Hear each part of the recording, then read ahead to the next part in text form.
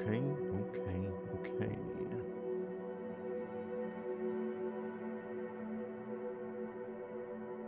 Let's see. Let's get this shared around.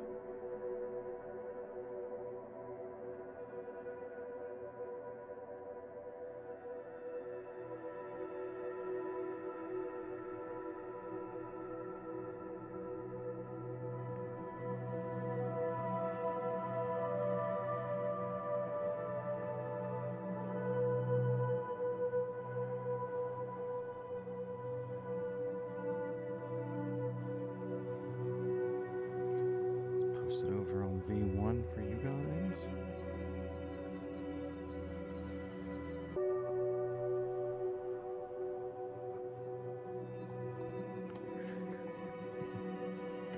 Documentation, OBS, reconnection successful. Sick.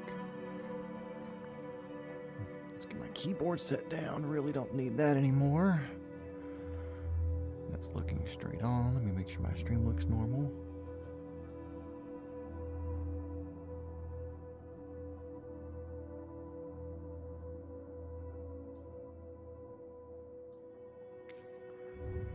Free flight. Okay, that looks good. We'll do some free flighting until it's summertime. Let's go to New Zealand. Don't want to do the A-Star. Still can't believe any of my stuff from the 2020 hasn't transferred over yet.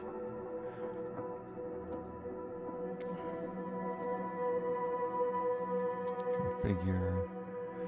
Don't want somebody sitting in there with me. Let's not do rescue.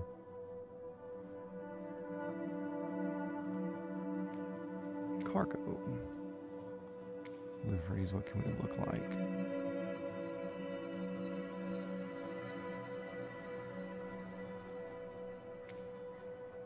Why can't I make my own livery? Man, that'd be such a cool feature, especially for career mode.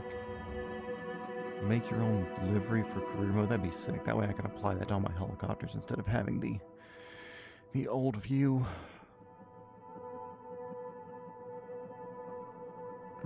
Okay, I'm thinking here, and we'll follow the coast up, and that seems normal-ish. Let's make it live. It should be daytime there, yep.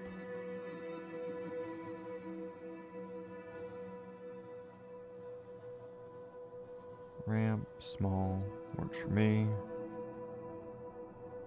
3-knot wind at 305. That's just sad. Oh, Premier Helicopter Experiences, that's where we're headed. I like it, but we're gonna follow the coast up. Let's do this.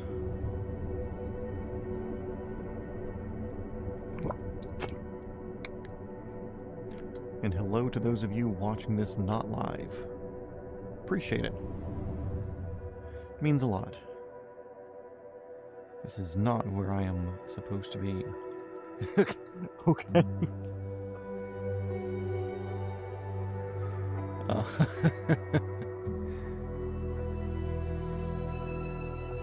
Let's give it a shot. Let's see what it does. Oh man.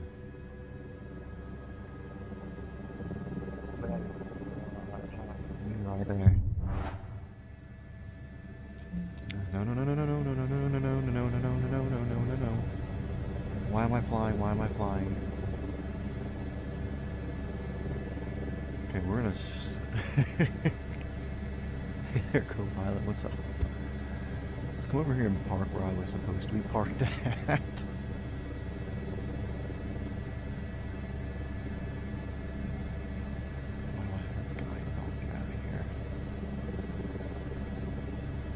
Great loading in. I love cloud-based gaming. I love cloud-based gaming. I love cloud-based gaming. I love cloud-based gaming. Little collective. Let's go. And we're going to set down over here and call this our place where we were supposed to start at.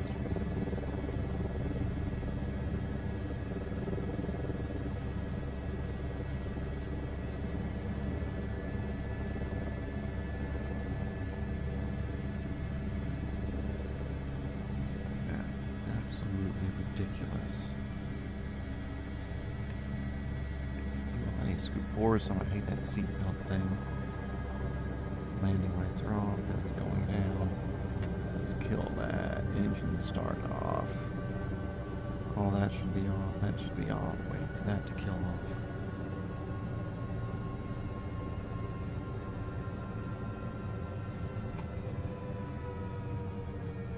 Actually,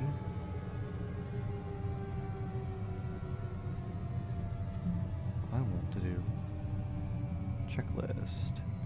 We're going to pretend that I already did external because I don't want to hop out right now. Rear doors, all that stuff.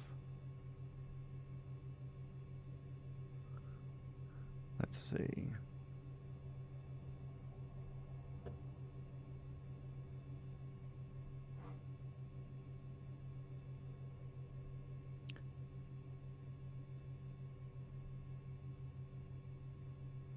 Cool, whatever. Fuses and breakers. I'll pretend to run my hand over it, like they always do, just to make sure nothing's popped up. Cool, good to go. Turn around, checked. Overall aspect. That's aspected. Engine oil level, we would have done that. Outside, all the cowlings, doors closed. Before starting engine, rotor brake released. Fuel shut off. Move that forward. And turn the battery off. Pretend like we're starting complete. Idle position. Engine start selector. That would be off. Battery on. Instrument lighting as required. Turn this other one down so that way y'all don't know. Those are as required. Cool. Pedals. They are free for me, even though it doesn't look like it here. Heating system off. That would be down there. Starting the engine, fuel pump on. Selector to on. Get that off. N1 must increase. That will be right here. That is increasing. TOT must remain below its limits. Okay, we're watching that. Limits way up there. Rotor must turn at N1 below or equal to 25, which we were spinning. That's well within limits. Engine oil pressure must increase. Temperature and pressure done. Sick. After starting the engine, I want to wait for the torque to go, or the FLI, which is kind of like a general overall torque, everything kind of put together and averaged out to a thing. When that starts going down, we're going to click our generator on. Yep. Turn the fuel pump off, turn the starting selector guard, push that's down, fuel pump off. I like having the anti-collision lights on because that lets people know behind and around that we are starting, so I would have liked to have that on beforehand. Accumulator test, I'm not going to do that because it's kind of pointless for my setup because that's really more of a hydraulic thing. Caution warning panel. That's all doing their thing. Hydraulic cutoff switch off. Hydraulic power. Cover its floats. Spare. Where's the hydraulic cutoff switch? Okay. What's it wanted? Oh yeah, that's for the testing.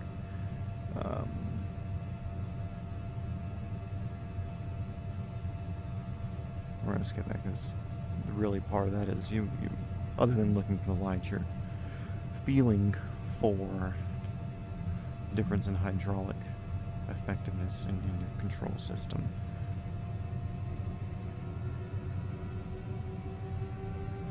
Like before we take off, landing lights, we click that on my peripherals here. Temperatures and stuff, those are all good. Caution and warning light panel, all those are off.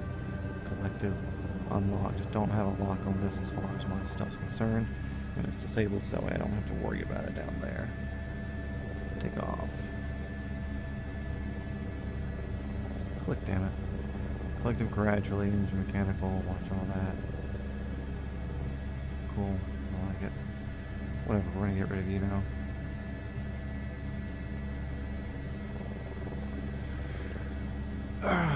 We're gonna go north-ish and follow the coast, VFR. Well, that's where I want it to be. We're gonna just take direct off. Hello, tower. This is Zulu Kilo. I want to say it says fuck up, but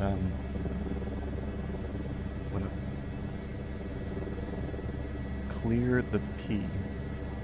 You're going to have to elaborate more. I went P earlier, so I don't have to go now. I don't know if you left the second P off the P there.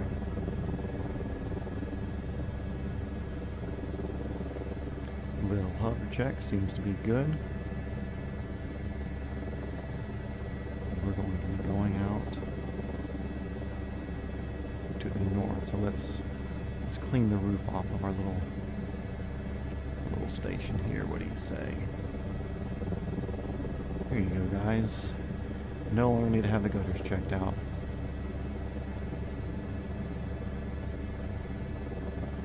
And as the title of this says, we are flying dangerously, which means low level. Not because it's the right thing to do, but because it's the fun thing to do.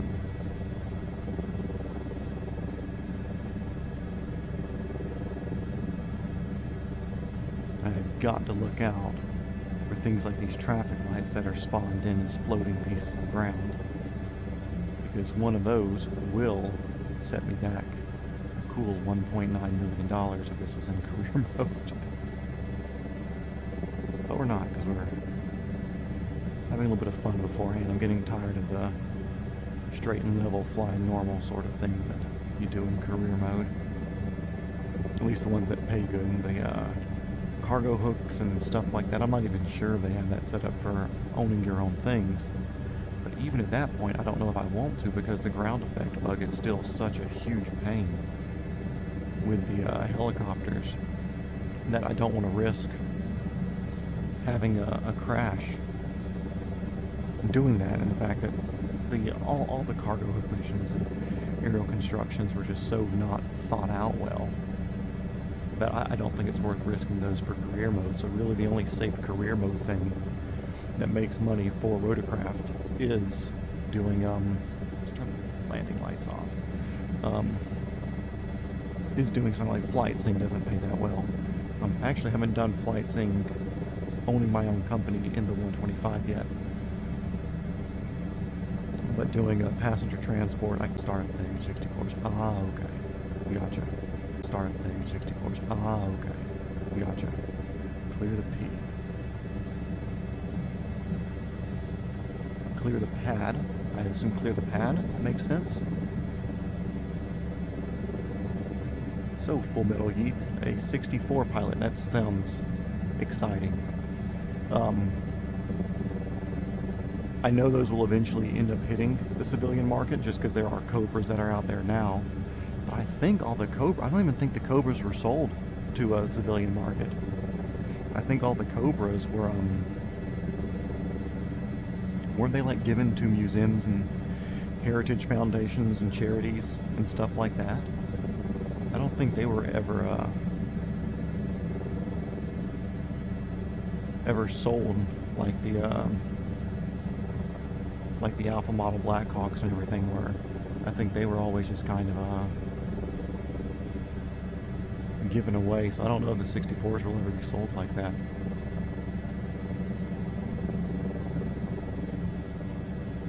Oh, never cool enough for warrant school. Yeah, I considered doing military a while back, but then they were dicking me around on a whole bunch of stuff, fell into the film industry, and ended up making a whole bunch more money in the film industry. I do the guns and props for movies and stuff. And honestly, like, other than the experience for flying military, would have never paid anywhere near what I make now. So I ended up telling them to piss off when they finally got back to me, like 12 weeks after I had already beat the shit out of the ASVAB and passed all the physical stuff. That's their loss. No, oh, whatever. But I kind of do wish that I had done college and gone the pilot route for helicopters, or known that this is what I really want to do. Let's see. I think it was Pat, they never told me, but it's essentially telling people to screw off from behind the exhaust. Yeah. Cobras, I only think they only use them some foundations and one VFWs have the Cobras anymore. Yeah, one of the places near me, they have a Cobra, and I think they offer like $700 or $800 for, like, I don't even think it's an hour ride. It's like a 30-minute ride you get in it. But then again, it's I'm sure it's not a cheap thing to maintain whatsoever. So I'm not blaming them on that price. Plus, you can only put one person in there, other than the pilot. Their Huey rides are, I don't know, like $115 if you pre-book, or $125 if you book on the day. But I mean, you can put 8 people in there with a Huey, and with a Cobra, it's just you're one person, so you got to get your money's worth out of it for them, I guess. But yeah, I've looked at doing the A&P stuff. I worked for a repair station for a little bit during all the film industry strikes and all of that, just because it was something to do and something to do with my hands. And honestly, I think aircraft mechanicking work or aviation mechanicking work is, they did good on the photogrammetry there. I think it's nice because it's the highest form of working with your hands or mechanicking that you can possibly do. That's why I really, really enjoy safety wire, and a whole bunch of people hate it, because anybody can go change the oil on their mom's Camry. Anybody can go change a tire, do the brakes. It doesn't take that much skill. It doesn't take that much ability to do something like that. But when you look at aviation mechanicking and doing anything to do with anything that flies, it's held to a completely different standard than anything else. So I see the safety wire as kind of like, hello, spawned-in trees. I see it kind of a badge of honor to be able to do aviation stuff. And working at a repair station was nice because there are things that we were allowed to do that A&Ps could do, but they could never get the thing saying a piece had been overhauled or whatever. And it was really nice being able to not just replace a component, but tear into it, figure out small things that were wrong here and there with landing gear, fuel system, electronics, whatever it was that we were working at. And Sean, if you're watching this later on, hello. But I enjoyed that because it was something that, it was that upper echelon of stuff. So a lot of respect to aviation mechanics, just because you're held to such a higher standard than what any... It doesn't matter if you're a damn Toyota master mechanic or a Lamborghini or Bugatti mechanic. You know, the only difference is how clean the shop is that you work in. You don't have regulators coming and looking at things you do. Bandwidth too low, that explains why it looks this way. Let's see. Also, if you see me looking over here, that's me looking at my phone, which is running the stream to read the comments, because I haven't downloaded any of the extra bits and doodads. So let's see. Cotter pins and safety wire give me flashbacks. Dude, roll pins give me flashbacks.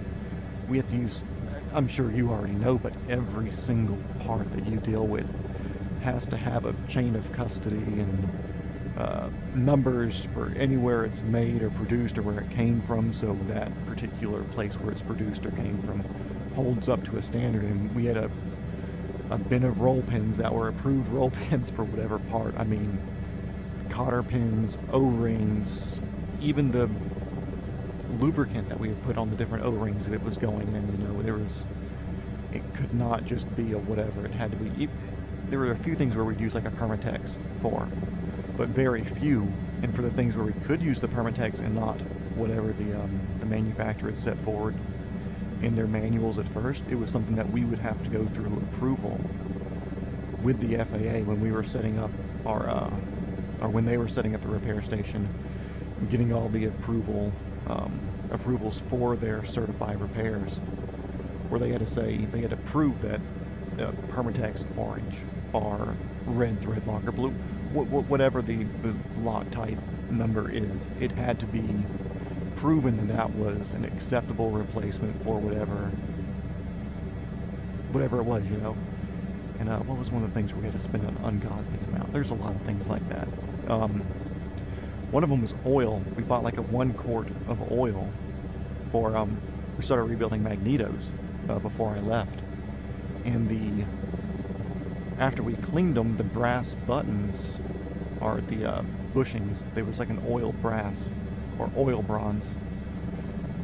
And we had to rebake these oil bronze bushings because we had cleaned them with a solvent, which would make them not as oily, porous, or whatever as they would be. So we had to buy like 1 quart of oil, and I want to say it was like $80 or $90 for a quart of oil, which is relatively cheap because, I mean, it was only drops that we would have to use, but still an ungodly amount of money. Yeah, coolest job I ever had, miss the friends. My brother, he did a AC-130 avionics in the Air Force, and he still talks to those people. He's even dating dating the sister of a girl that one of the people in his shop ended up marrying. Checks and signatures, and that's how he ended up firing several contractors during rotation. Oh yeah, dude, when we were repairing parts, like I was in I started out doing fuel valves. Fuel valves is what I started with, and then they realized I could handle a lot more than that. And even, I think we had the certified capability for maybe 50 or 60 different types of fuel valves. Some of it was like left side, right side, but they were the exact same thing, just outlets on different sides. It was all part of the same manual or whatever, but regardless of what it was, we had to always have that manual on our desk and open whenever we were working on something, because when the FAA would come in and do their checks, they would make sure that we were doing stuff by the manual. And if you don't have the manual there, then how are you doing it by the manual that's not open? Even if it's something as simple as unscrewing the O-ringed AN fittings to standard AN fittings on the outside, whereas like a Dash 8 O-ring on the inside to a Dash 8 normal 37-degree fitting. Like unscrewing that, and it's an O-ring, then there's a selector ball that actually acts as the valve, and then there's just like 4 screws and an O-ring. I forget what it's like, a 6 or something like that. Some stupid easy thing, and it was like honestly like 7 parts in this entire on-off fuel valve. Had to have the manual out, and you had to do it. It's highly regulated for those of you who have never worked in the maintenance or overhaul or repair station side of things. And when you're done, everything has to be paperwork. You have to fill out, I forget all the numbers for the forms. I'm a gun guy also. Like I said, I do the armory stuff for our film industry, but like 4473 is the paperwork you fill out to purchase a firearm. And there were all the forms and stuff that the certified inspectors and stuff at the shop had to fill out, so every single thing that went out was a certified overhauled part. And if there was something inside of our part that needed to be replaced, we had to provide the paperwork to the owner of that part of the new component inside of it that got replaced. Or if there was a part that was bad and we were scrapping a part and to kind of make one fuel valve feed 10 other ones, we're using a fitting for this one, or whatever it is, a gland nut or whatever, if it crosses over from one to the other. Those had to be individually inspected and cleaned and refurbished before being put in everything else.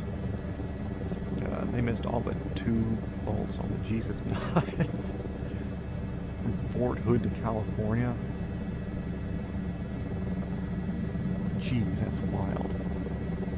I mean, at least they didn't forget the Jesus nut. You know, that's a bit of an important thing. And on aviation, it scares me because I'm a car guy too. Like I'm a car guy more than I'm a gun guy. I'm a car guy more than I'm an aviation guy. But aviation's just the direction I'm pushing my career currently.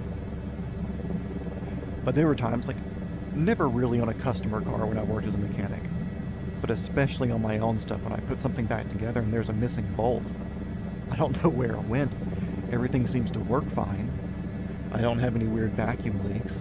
So why am I going to need to worry about that? But no, it's a very different world aviation-wise. But like I said, I respect it. The people who do it, the amount of effort that goes into it. It's also one of those weird things where I have this feeling with the film industry, like it's an extremely, the most official, unofficial job in the world for the film industry. You know, we have all the safety rules, all the safety regulations. Let's land in this little field here instead of just flying. All the safety rules, all the safety regulations that we have to follow, but there's no legislation, there's no rules, there's no OSHA for the things that we do. It's just like, hey, this is the safe way, so we're going to write our own rule book to do it.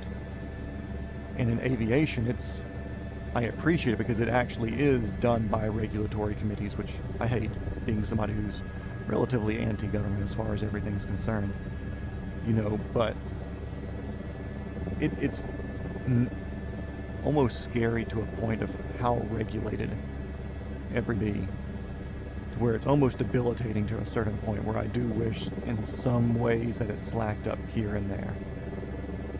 But I feel like the cost of it's so high, which we're on a bit of a hill right here, so when we take off, we're going to push our cyclic here forward and to the left a little bit to kind of even up the helicopter. I'm doing a little bit of left pedal, and then as I'm increasing collective, I'm bringing it back to center to get us off the ground, so that way we don't shoot over that way. Let's avoid these trees. Way up in the torque, there we go. Because I'm not having to pay for repairs on this thing, so I'm not really caring about super over-torquing this. But yeah, it's almost, I don't want to say over-regulated in aviation, but there is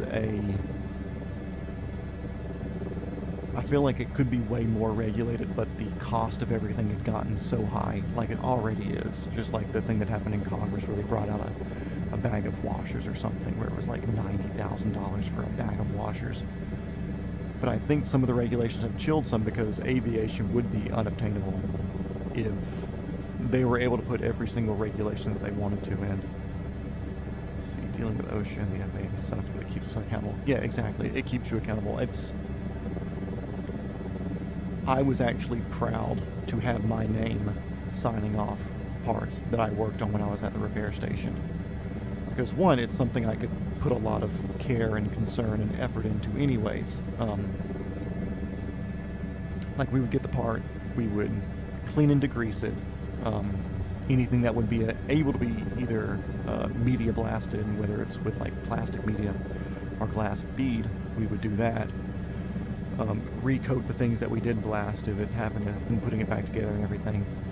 But I was very particular with everything I did, where even when I was doing blasting with it, you could get the part completely clean of all the crud or whatever, but if you spent an extra 30 seconds in the blasting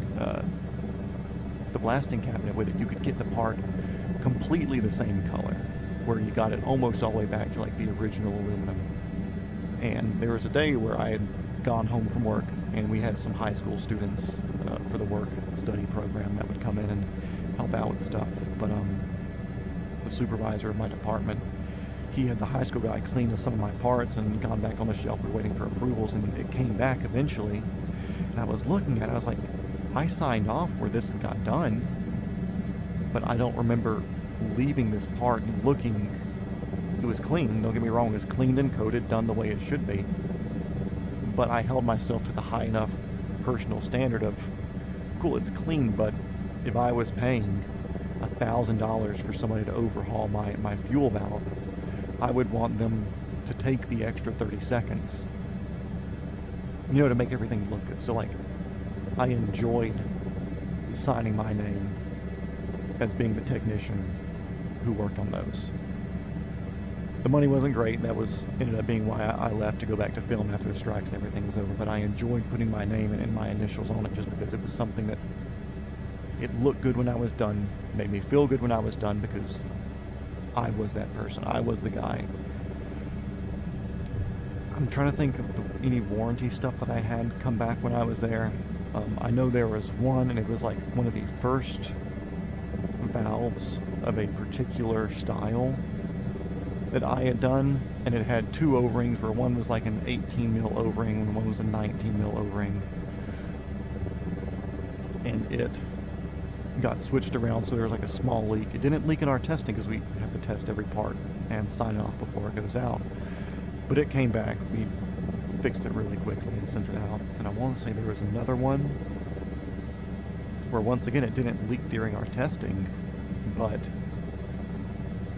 it ended up coming back. But it was also one of the O-ring AN fittings where the person putting it on put on the standard AN fitting on the outside, and maybe it wasn't sealing correctly, so when he got it back, or he went to take it off and put it back on, or forget, whatever it was, it ended up leaking on him, so we got it back, and it was almost a matter of loosening that one fitting a couple of times and tightening it back down, just so that way the metal couldn't kind of score itself together on the flared sealing surface. For some of those you felt like you were going to strip the aluminum on those, but sometimes you didn't know, were they flying through the ocean, had a lot of saltwater damage. Let's see. More comments from me, bud. Let's see. Always going to be proud. They always give it, if you fuck this up, there will be an investigation. So none of us wanted to sign off on the maintenance, but yeah, that's the Army. Yeah, the dudes that I worked with, they were all former Marines, where they worked on like the C-130s, like the dude who was the controller of our shop, he was the controller of the Marine platoon, squadron, whatever. I'm not up on the lingo. And then the dude who was my leader, he worked in the shop with them back in that time, so they all knew each other from, or a handful of them knew each other from that time anyways. Yeah, so they already kind of had a bit of a system going on. And I could feel the strictness with it, but also I knew what I was doing. I was confident in my stuff. I started doing the electric landing gear motors from older Beechcrafts and stuff, like electromech motors and stuff like that. And we take those apart and they're just packed full of all the carbon from the brushes. And so we clean that out. We have to clean the brushes and let ultrasonic, then dry those out. Huge messy, always disgusting to work on motors. I never really enjoyed them.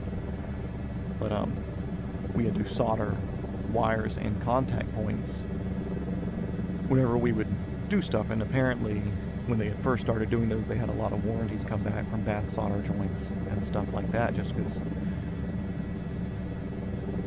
I'm not going to say everybody else didn't hold themselves to a standard, but they required that we would have to show our soldering joints to one of the bosses, like the number 2 or number 3 in the business, because he was the one who used to do it, and he was like the one that developed the repair process for the station. So we would have to show it to him, so that way he could say, okay, cool, the solder's good, the solder's not good. And after the first week of doing a handful of these, he ended up just telling me, like, hey, don't bring me these anymore. If they look like this, don't bring it to me. Because that's, if you hold yourself to a high standard, you know what good looks like. You don't spatter something together and make a booger weld out of a solder joint and then go and ask if it's good enough. It's like, no, you just do a good enough job to where you don't have to ask anybody if it's a good enough job. Of course, they have to observe the testing and everything of it to make sure it's spinning at the correct RPM, it's pulling the right amount of load. When we put a weight test on it, it's not drawing too much or too many amperage. All the tests were done and everything, so they knew it was good, but they knew the soldering joints were good because I did it, and I held myself to a high enough standard where I wouldn't let it go through my personal quality control if it wasn't to the point that he would have to look at it for more than a second and go, oh no, it's good. So it's just, it's nice holding yourself to that accountability. Now, I wish I could do that with my own projects sometimes.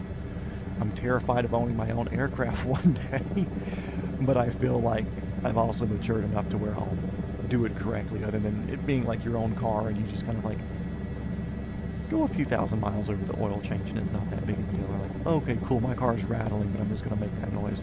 I feel like if I owned an aircraft, I would definitely be up on it a lot more. I did solder joints and that stuff drives me nuts. Yeah, I'm not going to say I enjoyed the soldering. Like I said, the motors as a whole were disgusting just because of they would be mounted on the gearboxes that would drive the landing gear, of course. So the gearboxes had all this grease, and if the O-ring in the gearbox were to blow out or something would happen, all that grease would end up finding its way inside of the motor, or it'd be all plastered on the bottom, or if there was a leak somewhere on the plane, it would get plastered on the outside of the motor. And the heat and stuff that they can be exposed to sometimes would cause the paint and stuff over the years to start disintegrating, so you touch it and just black carbon goo would get all over you. When you're doing it, of course, the solder is lead-based, which isn't good for you as a whole. As somebody who shoots a good bit, I appreciate the dangers of lead exposure. So I'd be wearing gloves when soldering. I would wear a respirator when doing it too. We'd have a little fan that would extract and filter the air when we were soldering. It was like, I don't mind taking the extra OSHA steps, even though those weren't OSHA, even though those were not OSHA required. But I always felt nicer doing it. And then also, doing the fuel valve stuff, aviation gas is leaded. Maybe not Jet A and stuff, but as far as standard piston pusher aircraft, avgas is leaded, for those who don't know.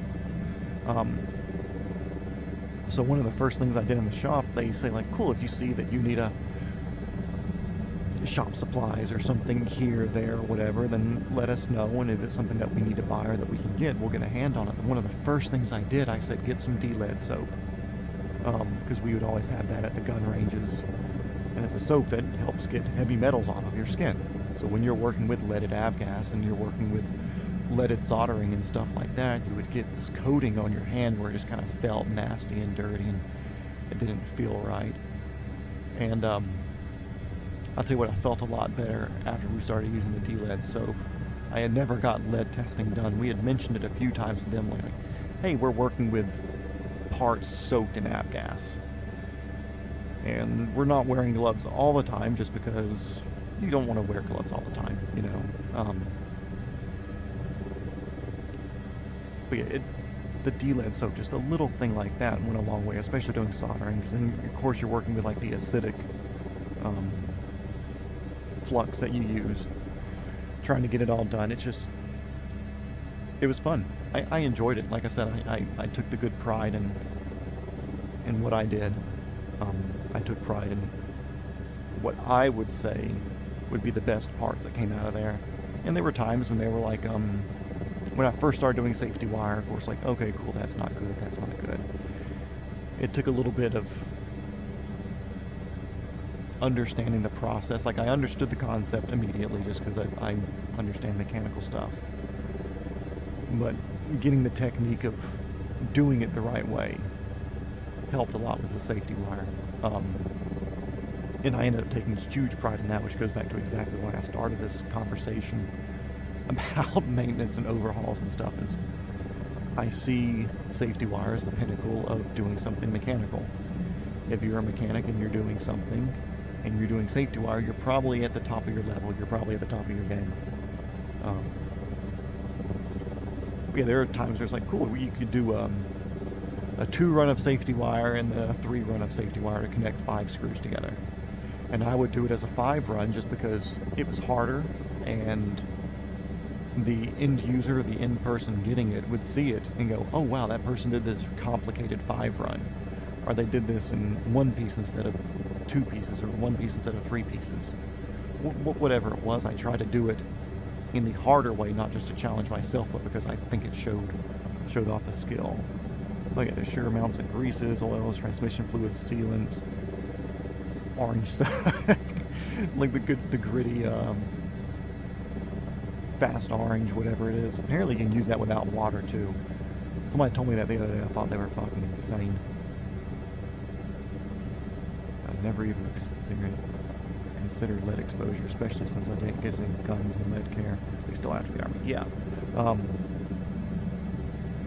Which honestly, I barely use D-lead stuff when I'm at the range anyways, because I'm using copper jacketed stuff. Most of the crud and whatever that you're getting on you is going to be carbon buildup, or just stuff that's on the brass. Usually I only really do lead soap after loading magazines or really handling ammo. When I'm at the ranges, like I'm touching a magazine, I'm touching the gun, if I'm touching lead, there's something wrong. I think really the only time I touch anything that's dangerous lead-wise would be if we happen to shoot the screw or the bolt that holds a still target on. Then that might be a reason to do that. Let's see where we're at.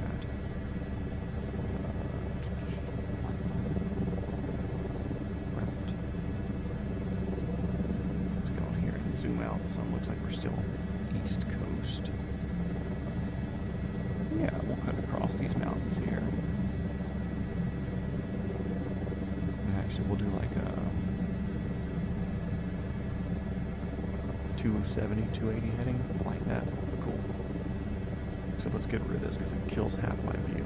And I wish I could get rid of these, but they have preset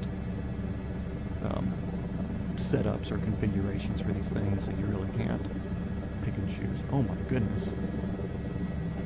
I can't do fuel. So let's see. Actually, this reset a whole bunch of my shit the other day.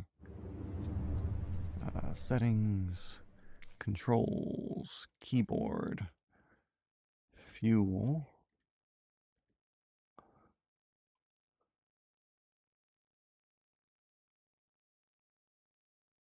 Fuel pump increase, no.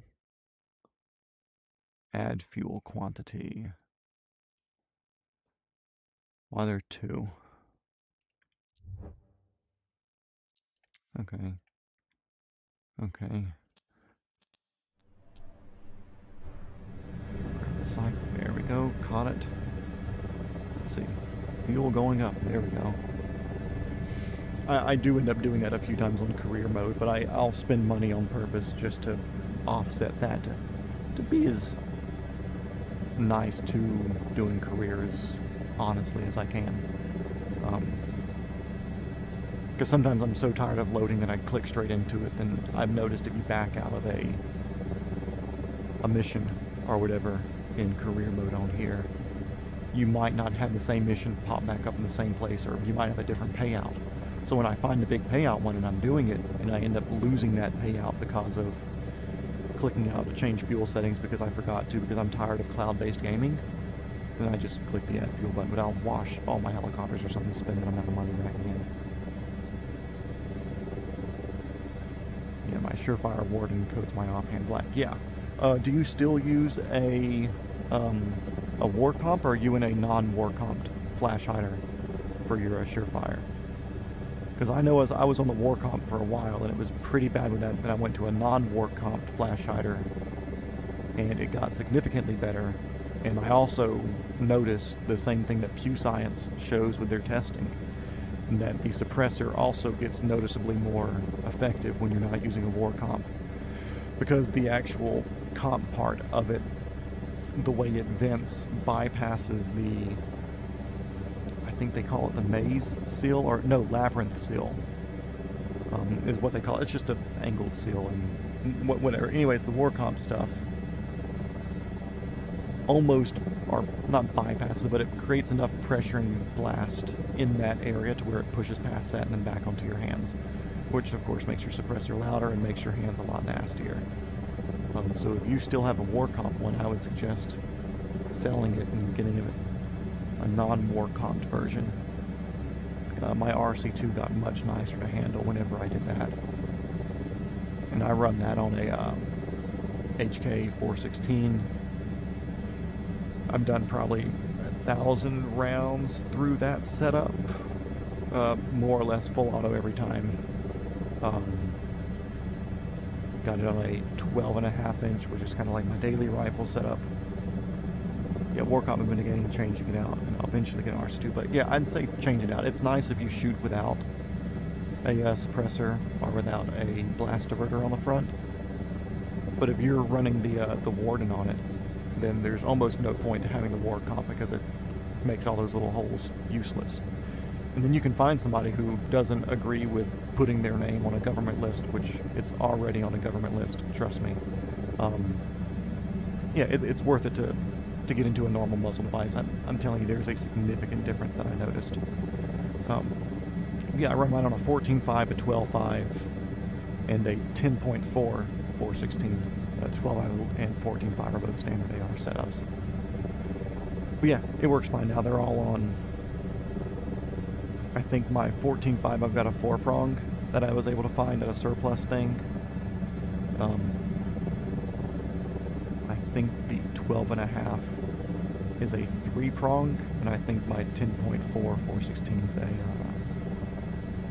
I want to say it's the standard birdcage flash hider. I was pulling a lot of power there. I am at a high speed though, I could have just pulled back. New Zealand's not that bad, you know. I'll let them pass. They have some dumb rules there sometimes. And their government just threw their whole gun argument out the window. Was it the Christchurch shooting, which we're actually in the Christchurch area, I think. No, that's on the South Island. This is a cool little ridge here. Let's check out this ridge. I always see things like this when I'm flying around. I wonder how different this is from real life, because if it's showing rock face here, then I know that it's probably a pretty aggressive rock face in real life for the game to register it as a rock face. Man, you had this property. I know a lot of people in New Zealand have huge property. It's almost like the Texas of Pacific Islands and countries, except for the gun laws and freedom part. But man, if you had property like this, also, here's another thing that annoys me in the game. My collective right here is all the way down. I should not be browning out right here. There is more or less no downwash whenever you're full collective down. Anyways, let's see what else she said. Yeah, mine's 10.5. I built, definitely look at demodding thing. We rocks it on there. Oh yeah, get a map gas torch. That's all I can say. Butane torches could get it hot enough. It's just a little bit quicker with a yellow tank of map gas. I don't want to say you can overheat it, but I would also be on the wary side of not overheating it. Definitely use a upper block with the fin. I think it's Midwest Industries that makes the upper receiver insert block thing that goes into it. Some of them are just the part that feeds into the chamber, but I enjoy using the one that actually has the vertical fin and that goes into the groove that your charging handle and stuff slides into. It just seems like a lot more solid of a hold. And of course, a good bench vise, but I'm sure you already knew that. I want to say it's the Midwest Industries one, because I've got I think I use a Geisley for my AR-10 setup that I had. And I still got it because I plan on building another AR-10 eventually, but I sold that just because I didn't shoot it for like a year and a half, and I'd rather move that money somewhere else. Yeah, I had a 10.3 a while back. I sold that to the same guy I sold the AR-10 to, or I sold that upper. That lower, where is that lower? It's funny because I still consider that the same gun as my 12.5, because you replace one part here, one part there, and eventually the entire gun changes. It's a different serial number now, it's SBR, whatever. But yeah, every single part on it's different. The lower ended up going to a friend because it had I am overspeed like hell there. The lower ended up going to my friend who's a gunsmith because he was going to use it for something, and it had the law folder on there, which he wanted the folder. I was like, look, I don't want to sell just the folder off, I'll sell the entire lower. And I had grabbed a billet lower, I forget what company, I think it's a Silencer Co. I don't care for their silencer selection, I think they're kind of mid for how big their name is. But their lower, I really like the ambi setup on their lower. It's on par with like the Radiant ADAC lowers, and it works ergonomically just as good as those. Like I said, name doesn't care, but the machining's good, and it does good for me. Yeah, I would say definitely look into it if you're getting tired of your hands being black after a range day, and you're worried about any sort of backblast or lead poisoning from getting into that stuff. Then I would say look into it. You know, it's a free modification, you know, because you can you can buy one for 150 bucks, whatever it is. It's a nice little ridge up here. you could sell it for $150 to whoever, and then you could buy one for $150, then sell your war comp to somebody for $100 or $120. Hey, use war comp. It's a piece of metal and it cleans up just fine. It works. And somebody who's never going to use a suppressor is going to pick it up, or somebody who will use a suppressor. You know, if you had never looked into it, and then you could probably use it with a suppressor and be just happy. But I don't know if you ever looked at Pew Science did a pretty good, not a review, but a study comparing war comp versus standard muzzle device, and it was a good difference. And I can tell you from personal anecdotal evidence that it is a good difference. I feel like I'm just losing climb performance right now. Let's see, no, vertical speed still going. I guess just the reference of ground around me is making it not feel like I'm getting as much done. Also, I will say that I have been using the sim rate thing, which is the, let me see if it's active here. Yeah. So you can have it set to the trim on my cyclic, but it speeds up and slows down time. I really only use it for the speed up stuff, just because for the long straight and level flights, that's fun for airplane people. You put it on autopilot, you do your thing. If you're streaming, you can talk to streaming people and do whatever. But for helicopter stuff, it just doesn't. Straight and level's not fun, but sadly that's the only way to make a significant amount of money in this game at the moment for rotorcraft stuff. So I use the sim rate to speed up those 120 nautical mile flights to a few minutes instead of an hour and a half, just because I'd rather be doing other stuff, and if it means I can get through it, make the money, then buy the helicopter to hopefully get into aerial. That was the ground effect glitch there. Okay, cool, so that's active here. So for those of you don't know, aircraft have ground effect whenever you fly near the ground. For lack of better terms and trying to explain everything, imagine a cushion of air that just makes it a little bit easier to fly when you're close to the ground. So when you're coming over a surface like this, you should gradually get the effects of ground effect to where you can slowly compensate for it and make it work. But here, I'm going to nose up to this again, and it's really an on-off switch the way they have this programmed in, to where as I get close, I'm holding my stuff as steady as I can, and it pushes me off like that. And then I'm back to just normal hovering. And that was not me snatching or really pushing into right pedal. I'm going to see if I can hold it still here. That's me fighting it, and you see it looks like I'm a horrible pilot. But that's me fighting the ground effect, switching on and off over and over and over again, which I'm going to get out because I actually want to complete this flight. Yeah, that ground effect bug is horrible, and it makes some of the more fun helicopter things be, or at least for this game, be more or less incompletable. The crop dusting and stuff, let's see. Scarlet, hello, I'm doing good. Thank you for coming along for this flight. Yeah, so for helicopter things, you know, I'm not doing helicopter because I enjoy straight and level flight. I'm doing helicopter because I think it's challenging and I enjoy the thought process of having to do all of this stuff, you know, having to work collective and cyclic and your anti-torque pedals and having everything it's a hard thing to do until you're straight and level, and then straight and level is just a matter of making sure that you're trimmed in with your pedals, making sure that you're trimmed in with your cyclic. If you use trim, for me, I don't have any resistance on my peripherals, so I don't need to worry about trimming stuff. It's the same effort to hold it all the way forward as it is all the way backward. Yeah, I'm doing the helicopter stuff because it's harder. And the fun things are the things that are harder to do. If you can imagine, you know, being a medical pilot is being a taxi driver. And while you are making a good change for people while doing helicopter piloting for medical stuff, for a challenging thing to do, it's boring, for lack of better terms. That's not what I want to do in the helicopter world. I would love to do utility work. I would love to do something. What is going on here? Sounds good, no problem. I've not played it yet, but yeah, kind of looking to play. I'd say go for it. You know, if you have 2020, I don't know how cheap Flight Sim 2020 is right now. If you have the space to download it, I would say download 2020. Not because it's better, but because there's still a lot of bugs and glitches and stuff, especially if you're looking at helicopter stuff. I couldn't tell you fixed wing. You can hop on the forums and see what people are saying for that.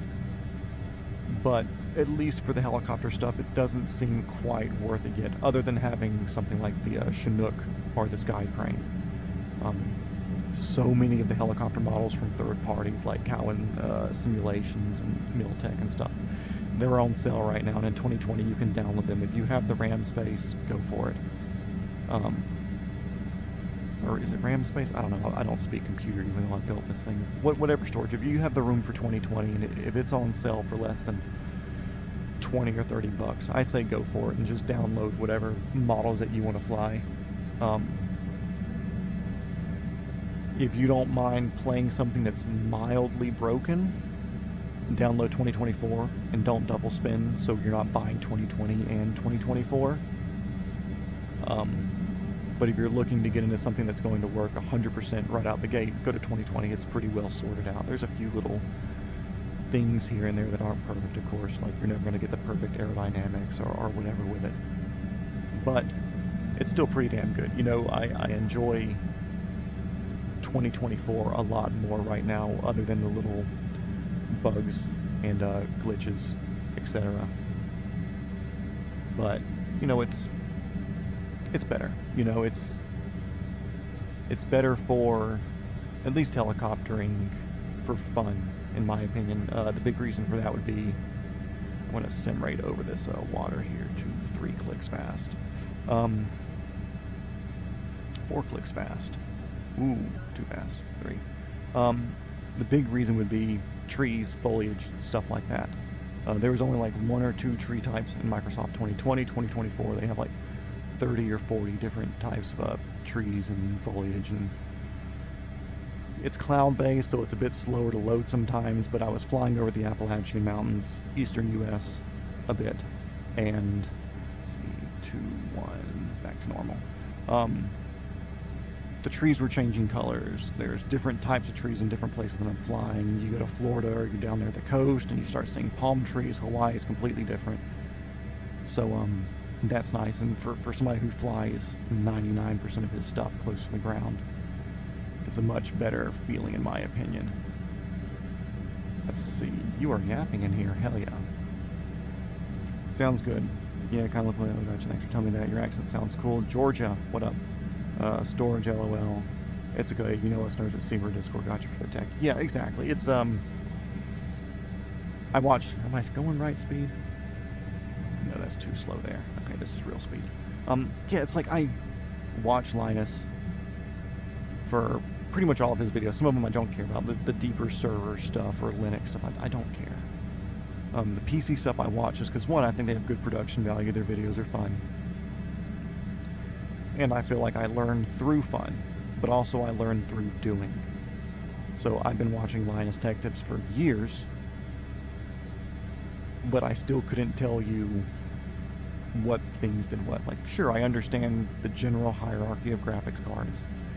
I understand the general hierarchy of CPUs. As far as RAM, I understand that it's more of like, the more RAM you have, the better for, especially for something like VR, where it's storing all of the information for stuff that you can look at immediately, where if you don't have enough, you may only be storing, let me get my laser pointer here, storing what you're looking in front of you, but you look over here, if it has to load real quick, that's something that's going to be taxing the system, so you have more RAM because it helps remember all of that.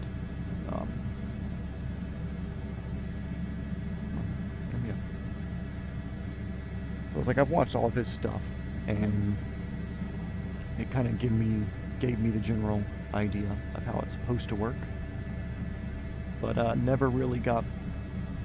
I still don't have the deeper understanding of how it works. Like, it took me so long to set up the VR to work with that. Oh, nice. How is it over there? UK, Manchester. Ooh, fun. Are you a Manchester United fan? Also, I don't watch football or sports. That's the only thing I know about Manchester is y'all had the United soccer club over there. So if you're a fan for that, then good for you, because that's the one thing I know about your area. It's nice over here. We have freedoms. We don't get arrested for saying stuff on Facebook, but we do get harassed by a lot of people for saying different stuff on Facebook. So it's not that bad. I'd say if you ever get a chance to come over here, do it. If you ever have a chance to move over here, do it. Definitely worth it. Plus, the U.S. is a huge place. A lot of people in the UK don't understand, or they haven't really put the thought into it, but I live in Georgia. The state that I live in is pretty much the size of the UK, and there's 50 states here, and we're about a mid-sized one. Texas is like the size of like 3 UKs. So if you come over here for a trip, don't expect to fly into New York, then drive to the Grand Canyon to stay that night. I like red one, yeah, okay. Yeah, you are U.S. cool place. Yeah, don't apologize for shit, dude. That's an American thing. You want to be like us, you don't apologize for anything, even if you're wrong. But, yeah, it's cool. Get over here. Neat place. Come have fun. We get all the sorts of weather. You go to Florida, it's warm most of the time. You get a nice afternoon rain every single day, but it's sunny all the other times. Just an occasional hurricane. Which, all the buildings and stuff down there are pretty much built to handle that anyways, unless you get something stupid, gnarly bad. Let's land up here on this ridge also. Full left pedal all the way down the collective, and I'm doing a little bit of left on my cyclic to come in this way. Adding the collective back in, a bit more right pedal, but still not really. Let's land on this little white spot here. Almost settling with power, but we had enough from reserves. For those of you who don't know, settling with power is when you have a descent rate faster than 300 feet per minute, and your airspeed is low enough to where you're not in ETL, and you have the transitional lift that comes where, like right now, my whole rotor system is acting as a big wing, so it's creating lift, and it's just not blowing me up. It's actually creating lift like an airplane wing. But settling with power, or vortex ring state, is the fully developed version of that.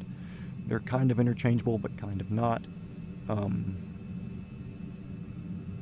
Yeah, that's when you...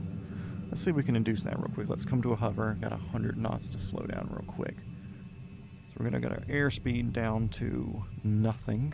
We're going to get our vertical speed to nothing. So I'm going to add more collective in here, still slowing down. I'm trying to keep my vertical speed, the bottom right gauge there, at 0-ish, trying to get my airspeed to 0. So right now we're effectively hovering in place. Now I'm dropping down, and you see that even though I'm adding collective, I'm dropping a lot faster than what's normal. So the way to get out of this most effectively would be put in your power pedal, which for me is right, then add a little bit of collective here. And that will drive me out of the downwash that I'm settling myself into. There's other ways to do it, whether it's just pushing forward, but usually it's better to add 2 inputs, so that way you have 2 surfaces that are fighting it. There's a lot more science, you could say, that goes into it in different ways. Let's see, I'm trying to do it again. So right now I'm dropping, I'm noticing I'm in that. I can push forward, but still I'm going to lose a lot of altitude while pushing forward and adding collective. Which if you're already close to the ground, that could end up spelling disaster for you, because you'd smack the ground while trying to push forward to get out of it. So I slow down again and do the thing where it's called a certain sort of technique. I forget what it is. So here we go, hovering, going down, but if I do the right pedal and do that, I can still keep my angle. I don't lose a lot of altitude while I'm doing it. And if I'm closer to the ground, it makes it a lot easier to recover without worrying about smacking into the ground. Because if you just do the one where you only push forward and you happen to be at a low enough altitude, you might not have the required altitude to actually get out of it in time. So there's your tip for the day if you fly helicopters. Or if you're riding in a helicopter and the pilot passes out and you don't know what you're doing, your power pedal, which on most European French-made helicopters is the right pedal, but like Robinsons and Bells, it's left pedal. Either way. Let's see. Yeah, it rains in the UK here pretty same, I would say, except in Florida it gets warm and sunny, and it's that most of the time, but you only have like a 30-minute rain shower. There's no clouds on the radar whatsoever, and then all of a sudden it rains, thunderstorm, gnarly, heavy rain, wind, and then it's gone. Then it's sunny again, and within 30 minutes it all dries up, and you'd never know. It's just humid, like it always is. Do I stream daily? No, not daily. I may get into it more. Of course, the more, don't take this as me asking or begging for subs, but the more people that I see that watch me, the more likely I am to go daily, just because I know that's people I can hang out with and yap to and chat with. Okay, a little bit of freezing and frame glitching for me there. But yeah, you know, if it's something where I can have more people here to talk to or whatever, it's kind of boring flying alone. If you look on some of my past streams, it's me yapping to myself for the most part, and I'll have one person show up and one person leave, and sometimes people will talk in chat, sometimes they won't. Usually it's like, do we have animals down here? Or are this rocks? Is that a bear? Are those bears? Did we find bears?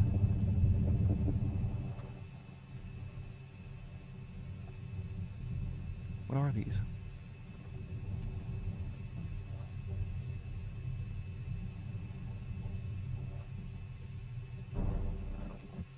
Okay, let's see. We're gonna go figure this out real quick, guys.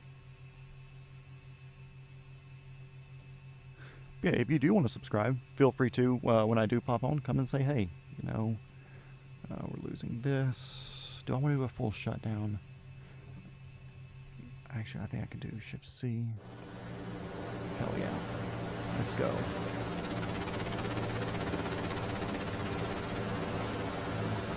And I don't know if my cyclic and collective are still connected to the helicopter while I'm doing this. So I'm going to try not to move those while I'm doing this. Is that a cow? What in New Zealand? Oh, it's a sheep. Some tall ass sheep. You good, homie? Oh. No, no, no, no, no, no, no, no, no, no, I'm sorry. Oh. I don't want to walk all the way back to my ship C to get in. Hell yeah. Let's see, recenter my view. Let's scoot forward a little bit. Yeah, so streaming's not my normal thing, but I figure if I'm playing anyways, why not stream? If I can make a little bit of income doing this eventually, then that's cool. It helps pay for the streaming setup. Welcome to streaming, brother. It's usually how it is in the beginning. Barely hit 207 followers on Twitch after just above a year, and it's been a while, right? What do you do besides streaming? Like, do you work or study? I work. Little background, I'm currently 33 years old? Yeah, 33. I'll be 34 this coming year. But my job is I am a props person and an armorer in the film industry. So when you see guns on TV or movies or something like that, I'm the person who is the legal possessor or owner of those guns for that production. I bring them to set. I handle all the blanks. I handle any of the paperwork in 100%. What up? Let's burn this bitch down. I'm in charge of blanks, loading magazines. If they don't have a technical advisor there for the actors, I teach the actors how to shoot correctly for whatever time period that we're in. See if I can get these guys to herd down the hill over here. But yeah, I teach the actors to, no you don't, we're going this way, bud. Teach the actors to shoot more accurately or look more accurately when they shoot. Well, we're going that way. Maintain the safety, the storage, and everything like that. Come on, get together in a group, guys. Wrong way. This is where I wish that the little Robinson from Microsoft 2022 that I had bought would download in, because it'd be a lot more fun wrangling up animals with a smaller helicopter than this fucking thing. But yeah, that's a cool feature of 2024. If you haven't seen it before, you can actually herd the animals with helicopters. But yeah, I do guns, firearms, prop stuff in movies. I've done a handful of Marvel movies. I was a prop master for the 2nd unit here in Georgia for the Black Widow movie, Walking Dead, Civil War, the one that came out recently, handful of Amazon things like, what was it called? Tomorrow War, stuff like that. But yeah, that's my full-time gig, which it isn't always full-time. Every show has props, and not every show has guns, so I work some days of the week. Let's see. Nice, yeah. I mean, everybody has. I hope you work as well. Unless you're like 14, then I hope you don't work. But, yeah, it's a necessary evil to an extent, you know. You gotta work, you gotta make the income, unless you somehow got into as a trust fund that's enough to supply you for your whole life. But even at that point, I still think it's good to work, whether it's for yourself or... I don't like working for other people. I kind of do work for myself with what I do now. These boats, was there like a party going on over here when the photogrammetry happened? I'm looking at the spot on the map here. Oh no, there's like a little boat village thing here. Holy crap. Okay, I'm gonna sit down real quick. I gotta reference this on my phone and check Google Maps. I'm not an OBS expert, so I'm not going to be able to swap screens because I don't know if I'll be able to get it back to how I have it set up now. Plus, I only one screen for this. I don't have a dual monitor set up. But we're on the island here in New Zealand. Maybe you can get out your own phone and pull up Google Maps or Apple Maps or Bing Maps. We're going to look at this area here in New Zealand. So zoom out, come down here to New Zealand. And if I see the name of this place before y'all, I'll let you know. There's the island there. That little boat thing. It's called Brooklands Boating Club.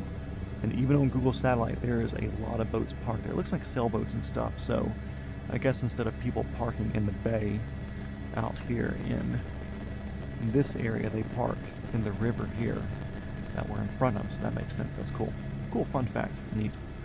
Let me open my YouTube back up or something. That's awesome. Professional artist in Manchester. Okay, so artist can be a whole bunch of different things. What type of artist are you? Drawing, music, sculpting, painting, performance. I'm going to open up some form of caffeine or something. I don't know what this is. This is Rain Storm Clean Energy. Don't know what that is. Kiwi Blend. Hey, that's perfect. We're in New Zealand. That's where we want to be for Kiwi Blend stuff.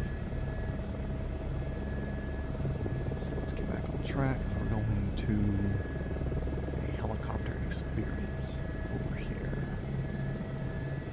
More or less full power takeoff.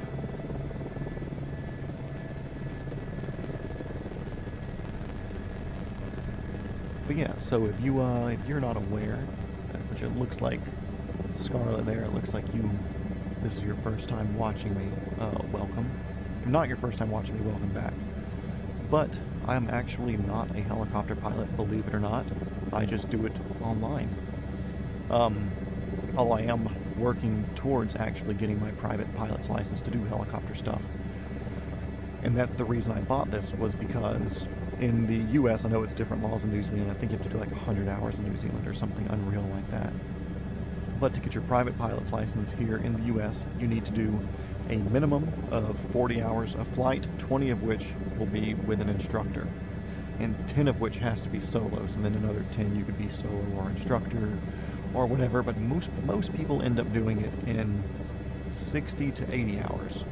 And that's because learning how to hover is a hard thing to do.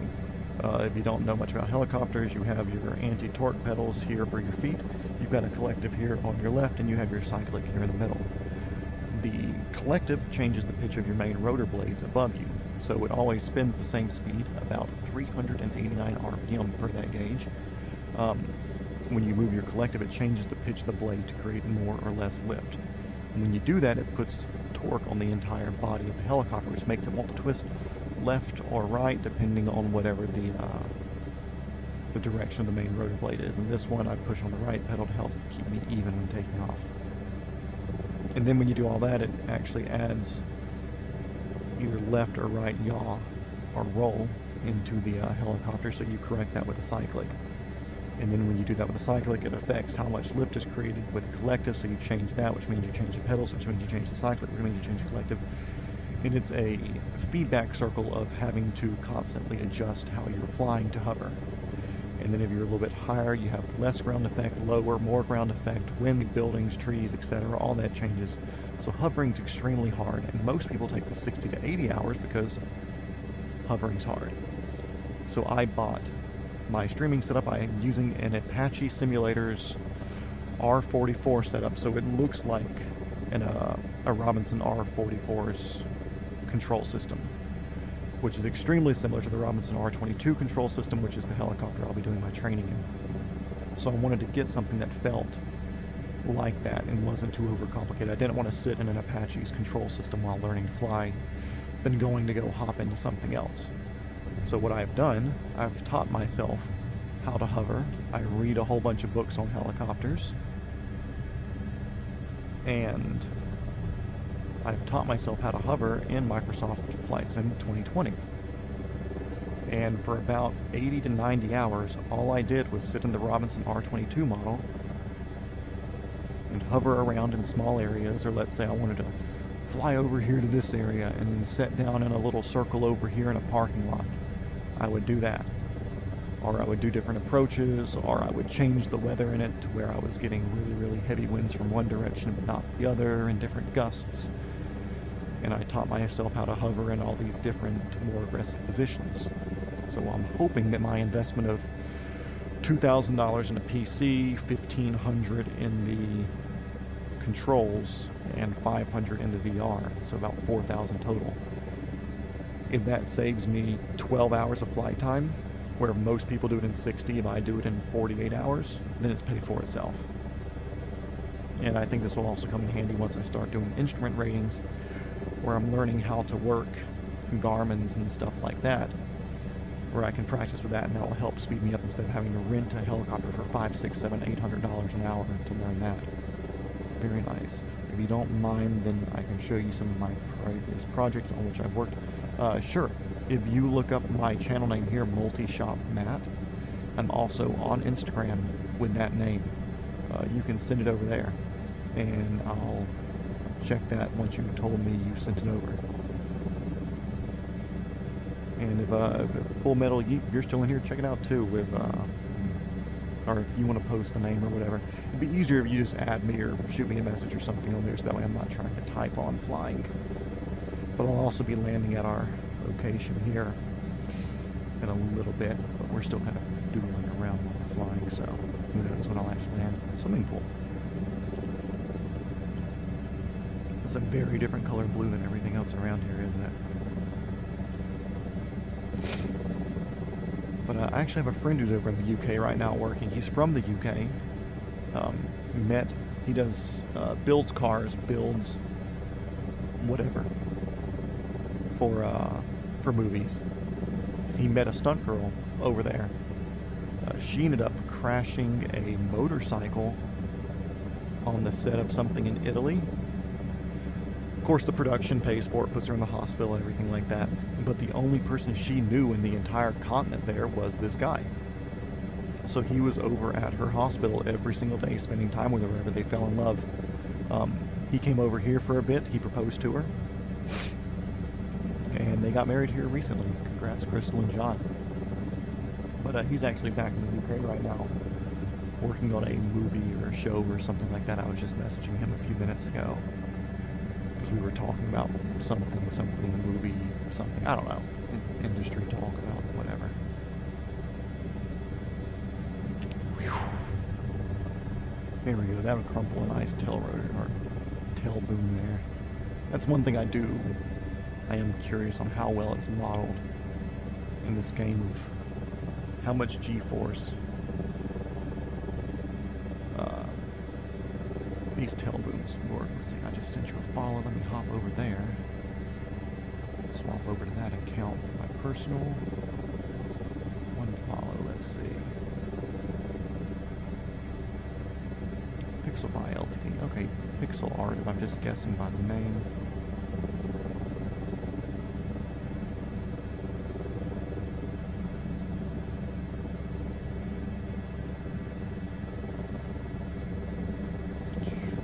Link in bio, following, checking it out. Say, if you want to send me pictures on messages, or no, I see a portfolio thing here. Do you have anything uploaded in there? Oh, nice. Logos, different things like that. Looks like a lot of stuff for, I guess, streamers and whatever, because I see the different names and stuff to go with it. Because I don't think any business is named CJ Najee 90. I think that's probably a name for somebody on socials for Twitch or Kick or YouTube or whatever. I hope a business isn't named that.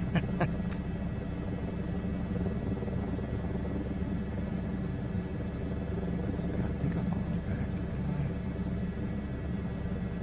Yeah, I hit you back. I got you, because right now my emblem is drawn by one of my friends who actually, the other guy in here, the Full Metal Yeet, we're in a Discord together. And the guy that drew my thing there, he's head of this podcast that I've been on with him, and super cool guy. He was actually from Canada, came down, and he, I think he does all his stuff iPad through whatever drawing app thing, whatever. He does a whole bunch of different art for, what is it, manuals for different companies, for their instruction manuals, or their websites, their packaging, stuff like that. But he drew like 10 or 15 different variations of my profile picture that you see there. Because I used to own a t-shirt company to avoid taxes back in the day, which that's a cool trick you can do in the United States and not get in trouble. It's called loopholing. If your business loses money, you can write that off on taxes. What is this hovering thing here? There's obviously something. These people's yard. UFO in New Zealand. We're going this way. But something. He does a lot of that art stuff for them. So I've got like a handful of these pictures and stuff. And the shirt that I'm wearing that says "Crime Kind of Pays." That was one of my shirt designs. One of my better selling shirt designs, actually. Yeah, I sold t-shirts through that, and then he drew a whole bunch of "Crime Kind of Pays" and me wearing my bulletproof vest. I say that, I could say plate carrier, but I don't know how much you speak tactical stuff. Being in the UK, I know y'all's exposure to stuff like that's relatively limited depending on what your autism feeds you or not. What is this city over here? We'll fly through the downtown area. I'm gonna add more fuel by pressing my F key. And I could bring up the stupid gay brackets by pressing the G key, but we're not going to do that. Can I send you more? Yeah, feel free to send whatever you want to, dude. I'll look at it. And I always do like helping artists, independent artists, stuff like that. Despise AI stuff, so I'm not saying if you're making AI stuff I'm going to block you, but if I do see something that looks or feels like it's AI, I probably won't use you. But also, like I said, I'm not necessarily shopping for it at the moment.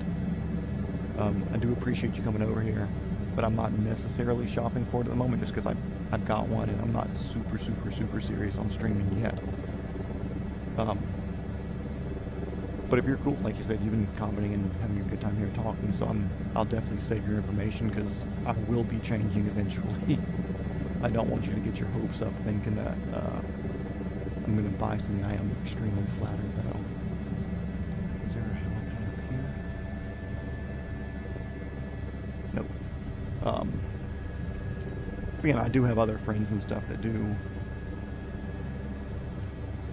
mobile things, do whatever else on the internet that are looking for things like that.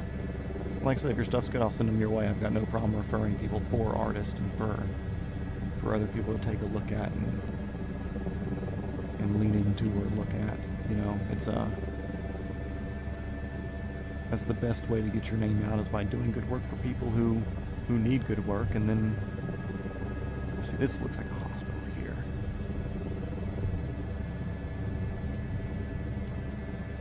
No?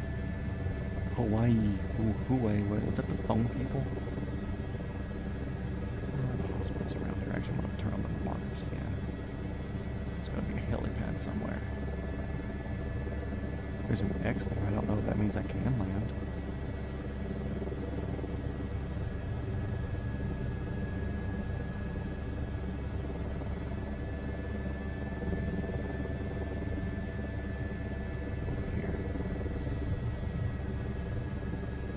But yeah, I'll definitely send people your way. Like I said, your stuff looks pretty damn good. It looks like it's all unique, which is a good thing too. A lot of people just take the same thing and they repost the same thing. You just change the name or change the whatever. Do you do anything in the, if you're still in here, do you still do, or do you do anything in the world of animations with it? Whether it's like you have a name or symbol that you can animate for like a 10, 20, 30-second loop or something. The reason I ask is because right now, when I start my stream, looks like our directions, it would be that way or the other way.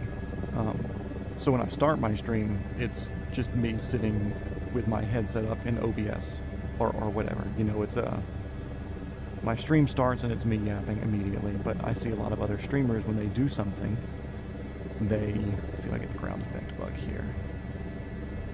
I know, I guess the roof did a pretty good job of mitigating that. But a lot of streamers have like that 15, 20, 30-second roll. Looks like I lost the thing. Close. You reload, because sometimes my thing dies out. Am I good? Am I good? Yeah, it looks like I'm good. Okay, you sent me animations too. Yeah, because that might be something I'd be interested in now, depending on what it looks like, cost, price, whatever. But to have something where I could have a 1080p or 4K, whatever the stream is, I think it's a 1080p stream is what I'm at. But to have that in a way where I could have that looping beforehand. Of course, I'd have to watch some YouTube tutorials on how it's supposed to work or whatever. But to have that looping for a minute or so, saying the stream is about to start or whatever, you know, that would be something I might be interested in. Because of course I could, actually we're really, really close. I could work on trying to do that myself, but I'm so not interested in animations as far as a personal thing. Video editing I don't mind. I don't mind editing videos and throwing stuff together, but as far as animations and doing that stuff, I did it once and it didn't turn out the way I expected it to be. It was kind of okay. It wasn't my cup of tea, but if that's something that you can do, I wouldn't mind purchasing one of those. Like I said, if it depends on price or what I want or what's your style or vision. I didn't get a chance to look too deep into it, but that would be something I would potentially be interested in more than just a picture or a graphic or whatever. Let's hurry up and get over here. We're almost at our landing spot, and then I might do a couple of career mode things, just that way I have a mission. I'm not just sitting here yapping about things. Let's see. All right, brother, my boy has come to nerd out about Warhammer. Happy flying, have a good stream. I'll shoot you a message on Discord. Hey man, I appreciate you stopping by. It was fun yapping and talking rather than just sitting here flying and yapping to myself. Go have fun talking about Warhammer. That's something I have yet to throw any effort into, and I don't think I will because I'm already spread as thin as I can be as is. Like, I would paint the little figures, but I've never been a big strategy gamer like that, you know, or whatever you'd like to consider. It's too many books, too much lore, there's so much into it, and I know it's a big industry that a lot of people really do enjoy. I mean, there's even big people like Henry Cavill or whatever, which is like the poster child for like, look, cool people actually play this game. Man, I've never gotten into it. It's like, it looks cool. I appreciate all the art and the effort that goes into it. There's a lot of people that put a lot of energy and effort into stuff like that, but I don't know, just not my thing. But whatever, if everybody had the same interest, you know, the world would be a pretty damn boring place. So I'm glad there are people that like it like you, and I'm glad there are people that don't like it, you know? Because if everybody played Warhammer, there would be no helicopters, hopefully. Or probably, I don't know. There'd be a few people that would have a heart attack because they wouldn't touch grass at the same time. Boy, I'd be super upset if there was like a hidden wall or something there that made me crash after flying around for an hour. That'd be ridiculous. Let's see. This message again. Can we land our crafts on the road? Damn right we can. This is a hell. Legally, I'm not going to tell you can land your helicopter on the road. Let's do this street over here. This looks like a good street. But this is one thing I've got to be careful with on Flight Sim 2024, because it's generating like the those things in the air right there. I think it's like traffic lights and stuff that happen to be rendered in as floating things. So I don't know if those are actually something that I could collide with and cause a crash, which I don't want to crash, especially being this close to our my destination. It doesn't matter. And see, some of these trees are not trees, but you see there's actually solid masses inside some of them. So what I'm going to do, I'm going to pick this corner here. It looks like it's big enough for me to slip down inside. Slip down inside. Let's see, a lot of little inputs here because I'm getting some wind coming from the right. And there we go, and we're kind of offset, leaning a bit this way. So once again, I'm going to pick up on my collective here to add more pitch into the main rotor. I'm going to push right on my cyclic a little bit, and that should pick up my left skid. As I add more power, I'm moving my cyclic back to the left to keep us even up. When I start getting light, I see that I'm rotating to right there, so I'm going to add a little bit of left pedal to keep us straight and up off the ground. I know there's stuff over to my right.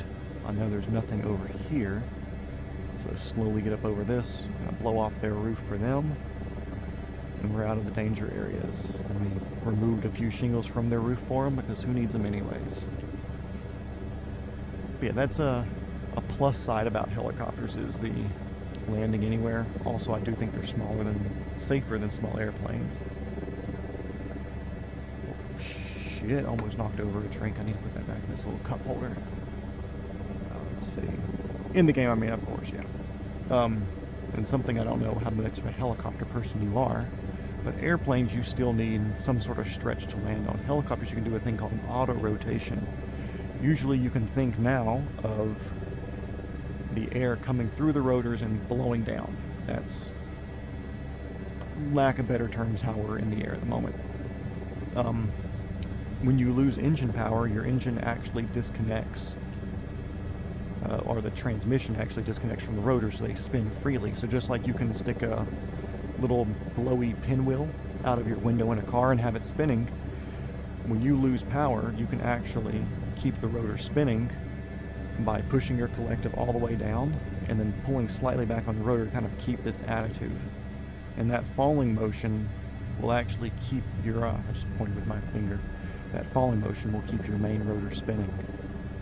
And then when you get close to the ground, it's been saving up and it's still spinning at the 400-ish RPM. It's still spinning.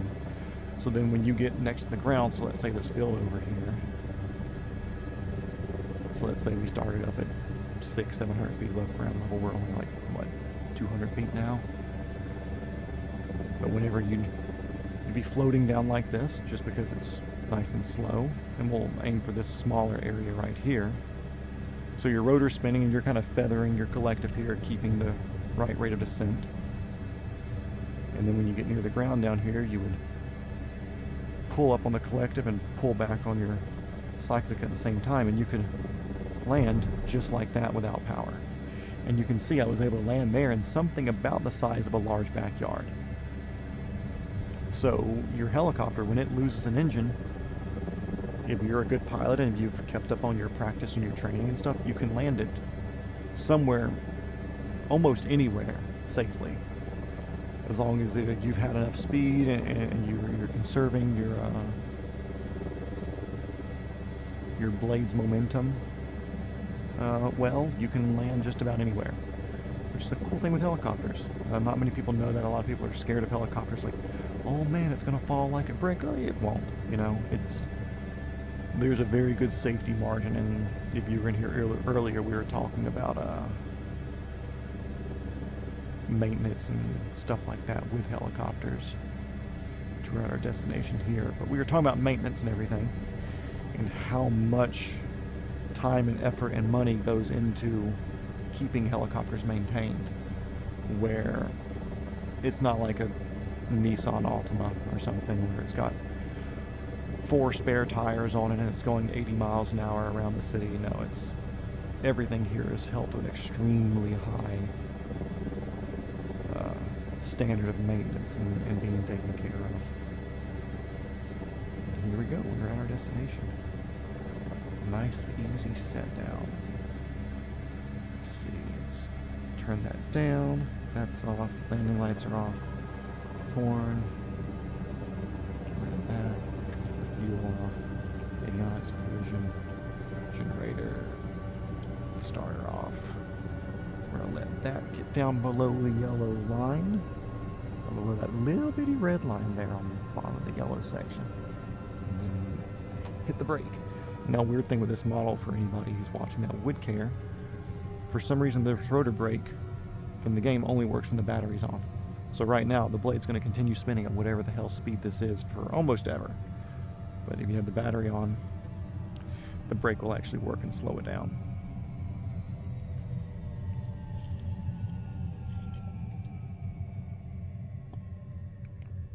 And wow, and whatever time I just spent doing this, I could have made $700,000 or $800,000 in career mode, flying at normal pace and not even speeding it up.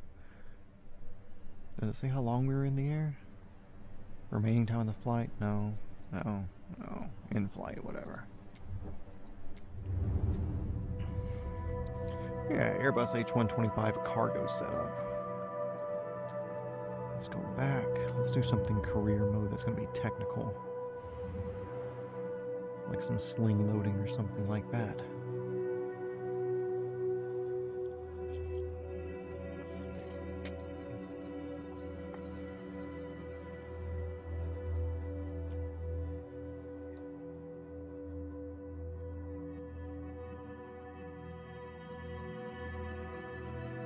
I love cloud-based gaming. I love cloud-based gaming. I love cloud-based gaming. I love cloud-based gaming. That's what we have to keep telling ourselves. That's another reason why you should get 2020 right now instead of 2024, because the cloud-based stuff is still taking forever to load in. Which it was supposed to be where it makes stuff load quicker, but as you can see here, this is telling me that cloud-based gaming is taking forever to load in. I love cloud-based gaming. I love cloud-based gaming.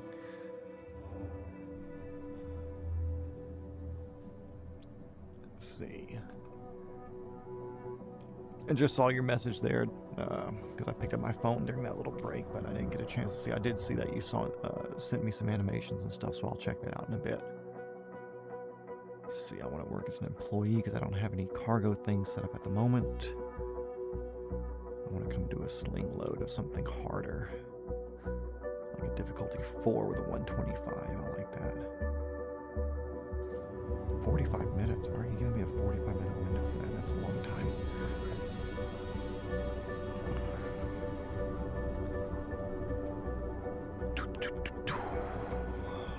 £882. Pick up area boat. Delivery area rig. Doesn't give me weather. Still waiting on that. VFR. Why is it always 59 degrees? I feel like it's stuck at 59 degrees. Everything I see, it's like when we land doing a passenger transport, it's 59 degrees. It's weird. No problem. Take as much time as you need. Yeah, appreciate it, man.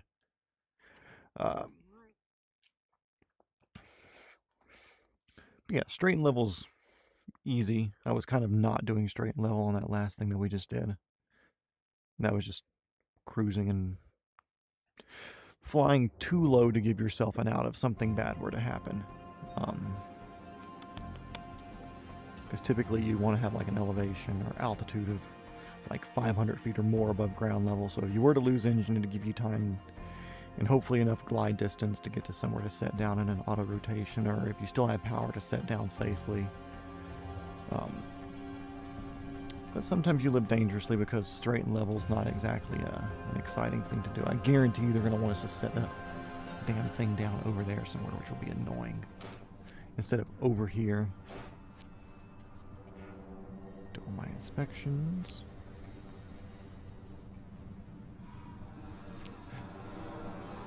Get rid of that. Get rid of that. I'm sure the oil's good. I wonder if it ever gives you anything bad when you're using somebody else's machine. And in real life, you can check gearbox oil and stuff in the back. But they don't have that as a thing here. So let's see. Let's go forward a little bit. So open up my window, which you only have that in the cargo variant. No, I don't want that. I want that. Turn that on. Turn that. Turn that. Anti-collision, fuel pump. Get the engine spinning. Contact the ground. Started preparing for takeoff. That right there is going to be a pain. Ready. That's going to be an ass. I do like that there's a vertical thing there that we can reference off of. Because you'll see, usually on something like this, you would have a ground team that would tell you, hey, you're a little bit this way or a little bit that way, left, right. They'll tell you which way to move.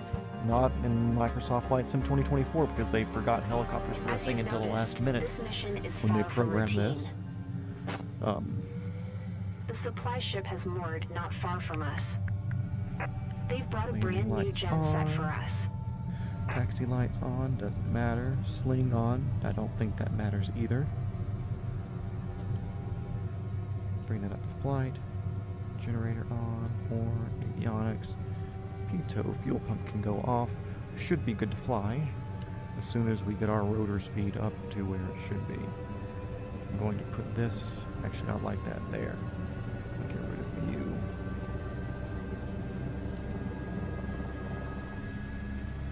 Because I'm going to be using this area right here in front of us as my main viewing area. The mirrors don't work, which is another annoying thing. Why put them here? I get it that it looks the part for what you should be using a lift helicopter for. But they're non-functional, so it's useless.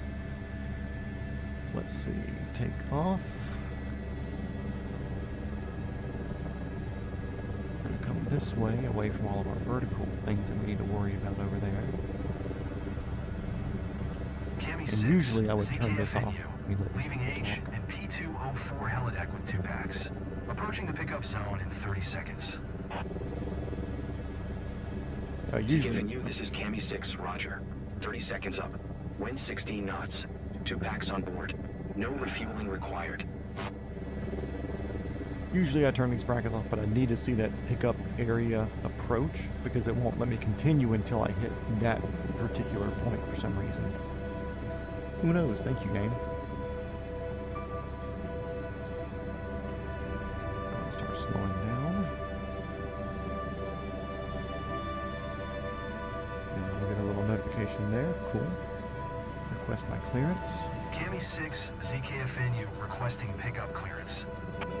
Green deck, everything clear now. Also, typically, when you're long lining, you'll have like a 200-foot cable that you're working with. This they're considering more of a sling load, I think, which is shorter. But I think long line would be a very neat thing to do here. I'll be able to change the length of your line depending on what the mission was. I've always wanted to pursue this career, haven't you? It feels like we're living our childhood dream every day. So I'm going to use my front window here as a reference for where I'm coming down.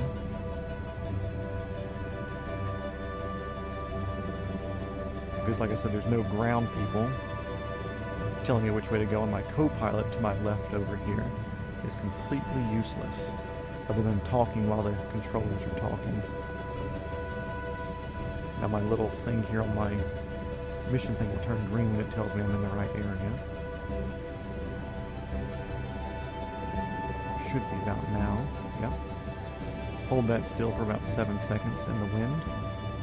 Perfect, you're right on target. And like I would love to be aiming more to my left while doing this, but there's no reference for how my hovering is going to my left. But I do have reference here, so I have to be broadsided into the wind, which is not the best. There we go, I've got the package, 882 pounds, I can feel it, because I'm really torquing it up right now. Cami 6 ZKFNU, leaving port with 2 packs en route to H and P204 platform. Which, if I had somebody watching, or if I was doing this the right way, because there were actually people telling me which way to be, and that way I could be in the wind, I could watch my torque more accurately. But you can't do that. Let's see, I see your message here. Let's read this while we're on our little trek here. Lots of new They faces should have to down come there. up with updates. Hopefully they're prepared. Yeah, If people not, love we cloud-based could be in games. trouble. Which they've done a few updates. The first update they did was massive. Like, it took me like 10-15 minutes to read through the updates because I was looking to see if they were fixing any of the helicopter things. But alas, they Requesting didn't. clearance to engage Which offload sucks because that's operation. really the only reason I bought this game. Green deck permission to Was because there engage was like offload ops. a career mode around helicopters, so I could do stuff like the sling loading, which is significantly more difficult. No, you're not telling me there's a fucking thing around that? I don't know, we're good. Okay, so the reason I like having this vertical thing here is because it's a very good reference to knowing where I'm at vertically next, like setting stuff down, so I can look out my front window here. I can work myself up super close to this, instead of just looking out the water and guessing where I am, since I don't have anybody giving me directions. I'm hoping I get contact before I get to this thing. Here we go. Sick. Because if I had to go lower, I'd have to back up some to get my main rotor out of the vertical bit here.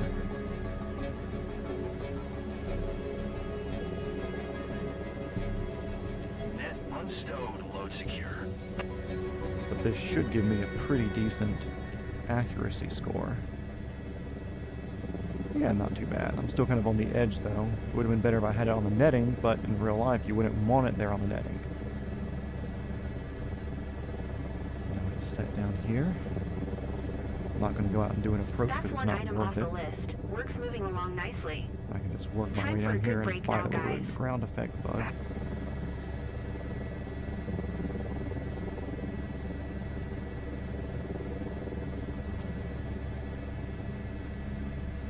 It's amazing how much concentration just that takes.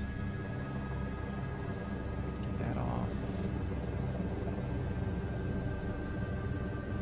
Rotor RPM's dropping. 666, love it. Turn that off. Turn you off. That's below threshold. Knock you back. Let's turn you off. We have time. We have a few seconds. Cool. Sick.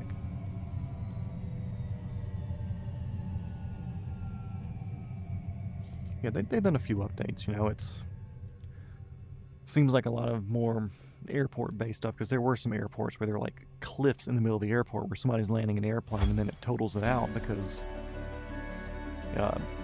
they end up basically hitting a speed bump at 150 miles an hour because the airport's glitched in whatever way. See, my cargo drop position could have been more there, but I couldn't get it any closer because it would have been on the netting, which would have been wrong, or I would have been in the upright there. So that's bad programming on their part, which I get it. They can't vet every single of the hundreds and thousands of those drop points for offshore, onshore drops or whatever. But I think there's only a fixed number of the offshore points. It's not like there's an infinite number of, so I'm going to lose stuff right there just because their thing's bad. Level 101, I only made a few dollars. But yeah, like I go to missions and look, and you'll see there's only a handful of offshore oil rig things, which there's some here. There's a handful out this way, some off of California. There's some North Sea. There's a good bit up here in the North Sea area, because there's actually a lot of helicopter bases in real life at these airports up here. Mr. Manchester, I'm sure you I may be jump off here in a few because my dog takes priority. I get it, man. Looks like you're already out of here. I appreciate you stopping by. If you come back later, and I'll see you next time. And I'll be looking at your messages and all of that here in a bit.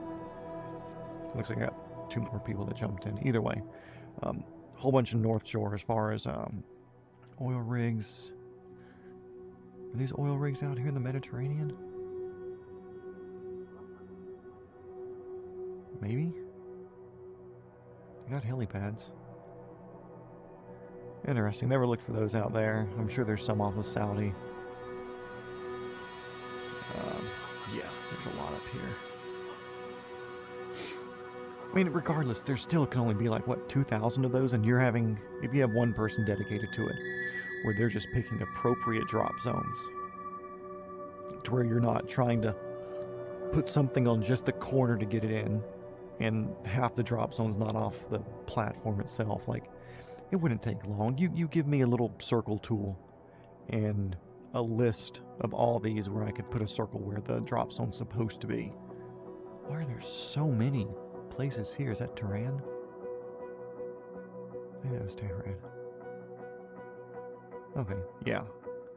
I guess there's a lot of helipads there, just like there are in Tokyo. Tokyo's got a lot of them too, yeah. Look at that.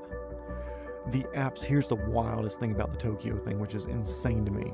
Tokyo has an actual dedicated heliport that is like the Tokyo heliport. There's like 37, 38 helipads at this place in Tokyo, which once this loads in, we'll go check it out.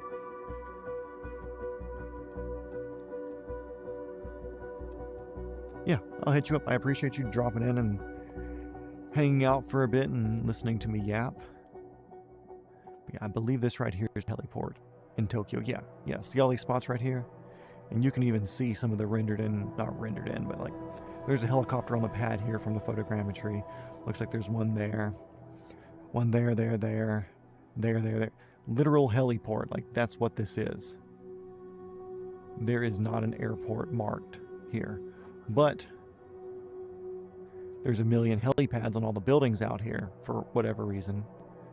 But yeah, let's go check out the heliport. Let's start here at Tokyo, whatever, important. And we're going to pick a different helicopter. We're going to free fly that.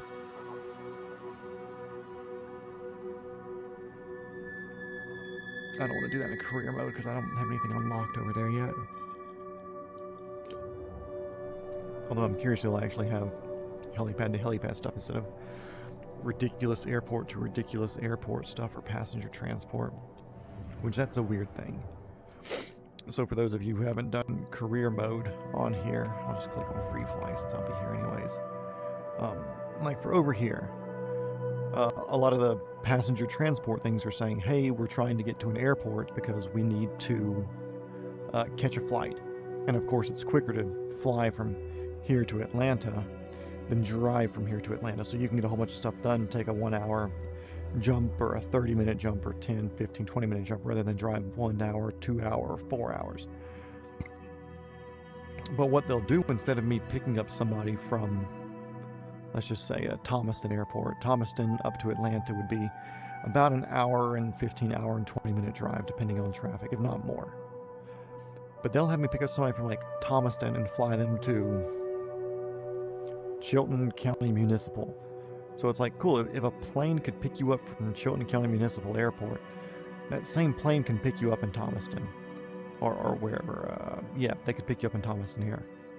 So it doesn't make sense. I think all of their transport missions should be from municipal airports or small city or town airports to major hubs and vice versa. Like, hey, we just got off a flight, we want to get to this smaller area where like they're going to a meeting or something out here. That would make more sense. other than just random jumps from here to here, here to here, here to here, here to here, but never actually going to somewhere where that airplane could be. Like, even going to somewhere like a PDK, which is not all the way up in Gainesville. Yeah, PDK, Petrie DeKalb. That's a big private plane airport there. So yeah, that's a weird one. I wish they did that differently. Is it daytime or nighttime in Japan? Still kind of night, it looks like. No, it looks like morning. We'll hit it up. If we need to change time, we'll do that while we're in there. Let's come down to Tokyo. Let's go ramp small or medium or something over here. It says departure.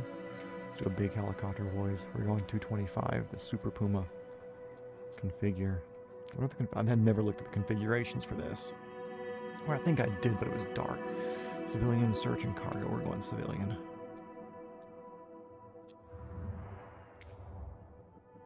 Actually, were there any liveries? Doesn't matter, but you know, there's something cool. I'll take something cool. Livery. Blue. Ooh, blue's not bad. Still feel like an offshore oil thing. The Stormtrooper one is not bad, but I like that. Fuel and payload. I feel this thing burns a lot of fuel. About as full as it gets there. Saving back. Saving back. Start flight. Wonder if it's going to spawn me incorrectly or if it's going to glitch out and drop me in the ground again. Which I'm not feeling too hopeful from this.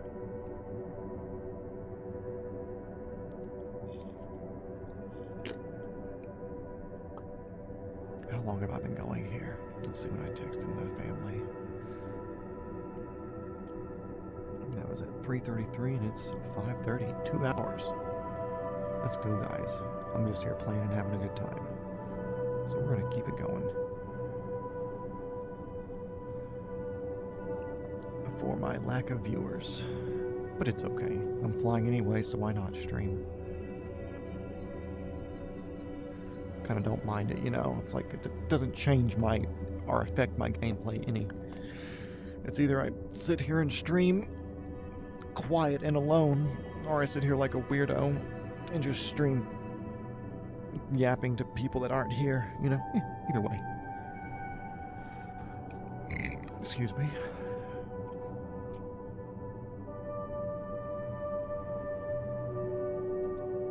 I love cloud-based gaming. It's so good. So good. Cloud-based gaming is the absolute shit. Love it. Cloud-based gaming, so much fun.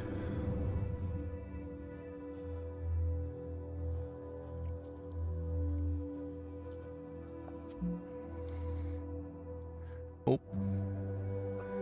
Where's my helicopter? Can y'all see this?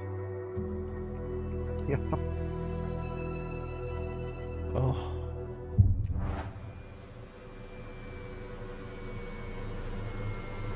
Where am I? Where am I? Watch, my gauges aren't live. My gauges aren't live. I'm under the ground. Doesn't matter, can't save it.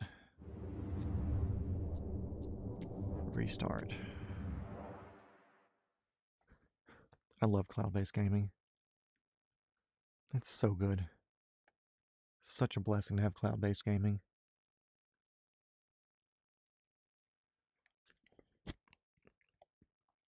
Your bandwidth is low. Well, you stupid. Let me.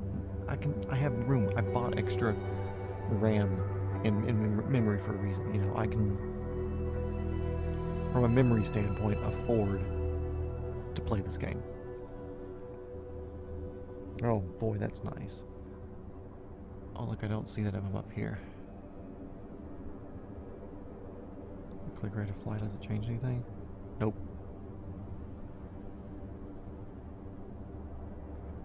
Do I have to pre-flight this damn thing?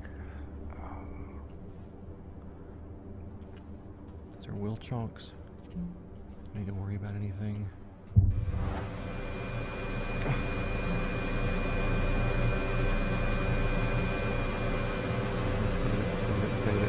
Save it.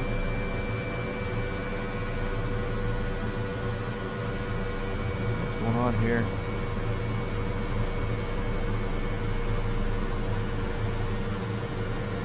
What's going on here?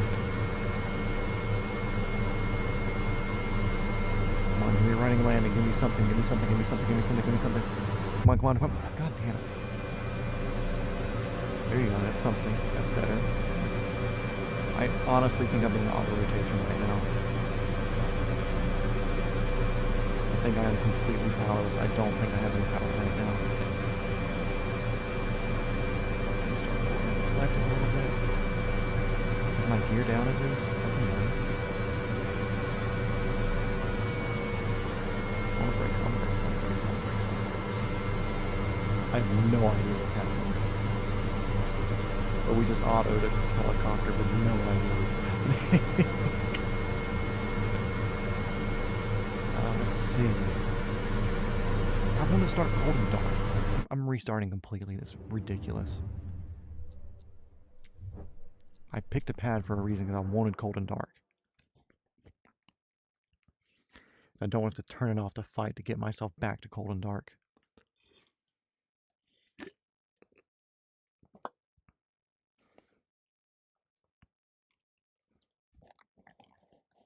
Oh, I love cloud-based gaming. Absolutely love cloud-based gaming. Okay.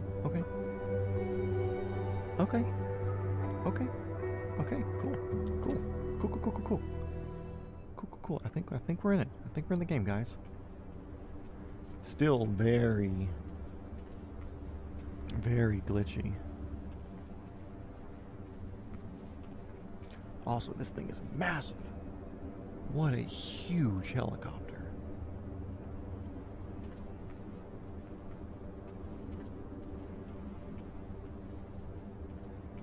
I guess I just don't believe in rotor brakes.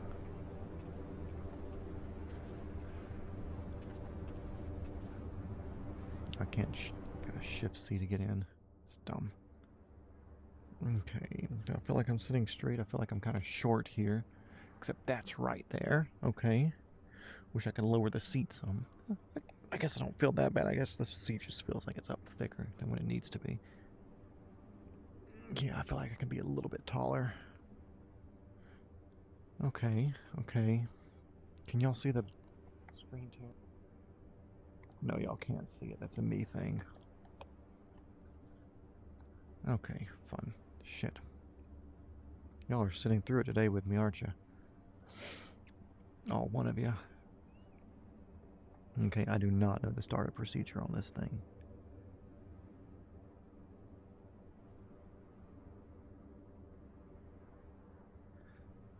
Let's see, what do we have up here?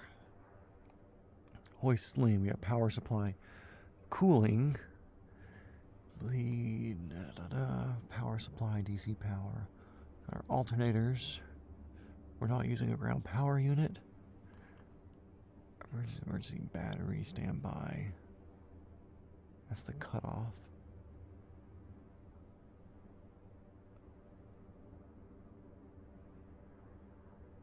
I'm going to turn those on, whatever.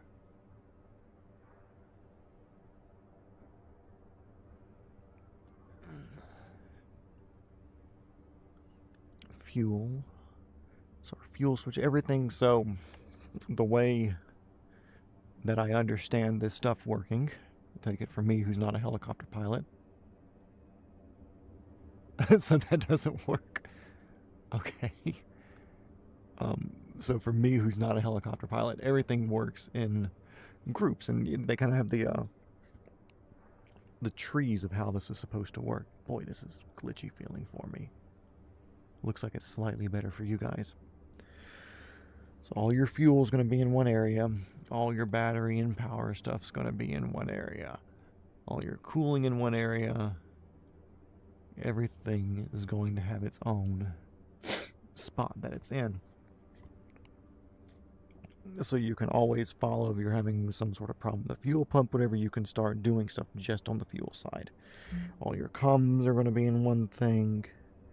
What's this down here? I don't have enough resolution for the quality that I'm running this to see what that says. Okay, that's power trim, autopilot sort of stuff. I can't lean on the seat. I want to put my hand right here on the seat to lean over. Okay. Is that, I think that's gear. Yeah, that's landing gear. Oh, okay. Let's actually try to do something here, guys. Do I want a checklist or just Control E? Main battery switch.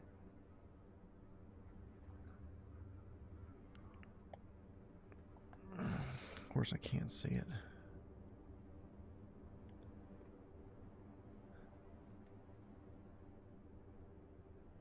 Okay, I see where it says bat now.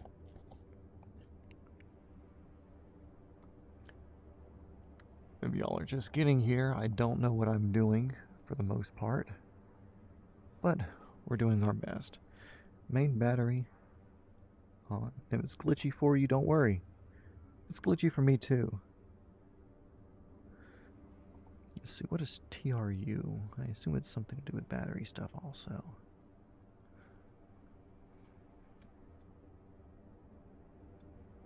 Okay. I got it. Turn both of those on.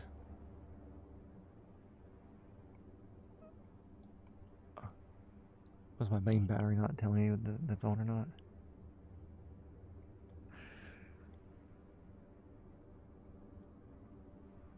Seriously, I have to do pre?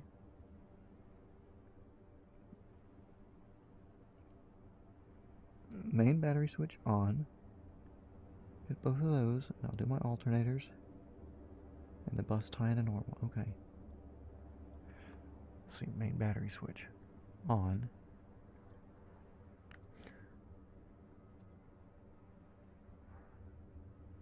Bus tie in a normal. Looks like alternator 1 and 2. I assume that would need to be in that position as well. I'm going to put you in normal as well, just because I'm still not getting any power through any of this. Normal, yeah, okay. Anti-collision beacon. Let's find our light panel. That's fuel. Fuel. Beaconing, communication. So lights, let's see. Anti-collision lights, red. Position lights on. Landing lights off. On. Engine 1 main switch stop. Nope. I did not want that. I was opening. Why am I not getting any power? That's... I don't want to say... Stop. Normal. Backup switch.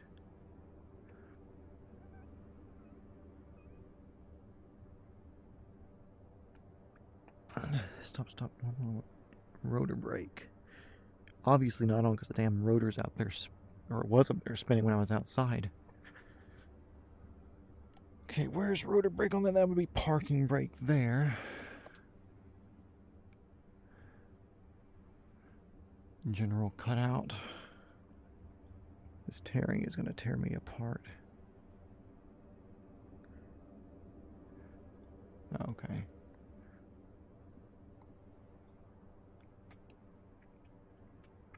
Yeah, I would assume pulling towards me is going to be the rotor brake.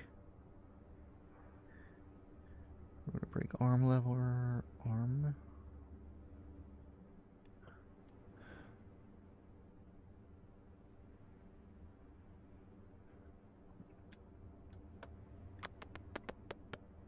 I don't know what that is.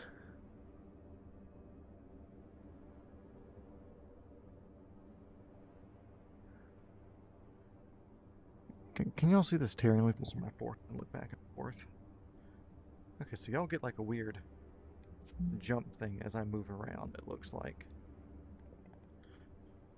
So what I'm going to do, I'm going to leave this real quick. I've got to come back. It's enough to where it's really, really bothering me. And giving me a headache. And I want to come back to Tokyo because that's where I'm going to go show us the...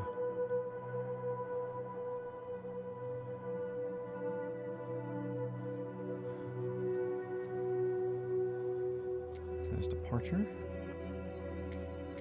225, cool, I like it.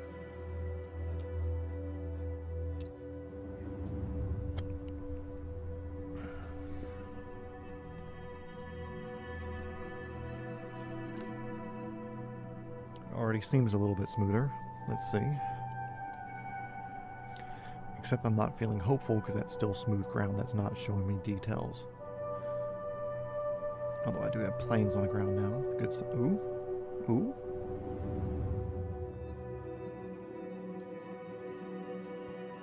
Ooh. Maybe.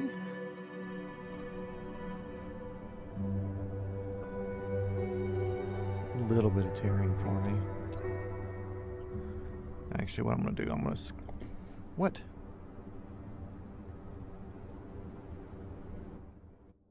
Weird. Okay. I'm going to just Control E.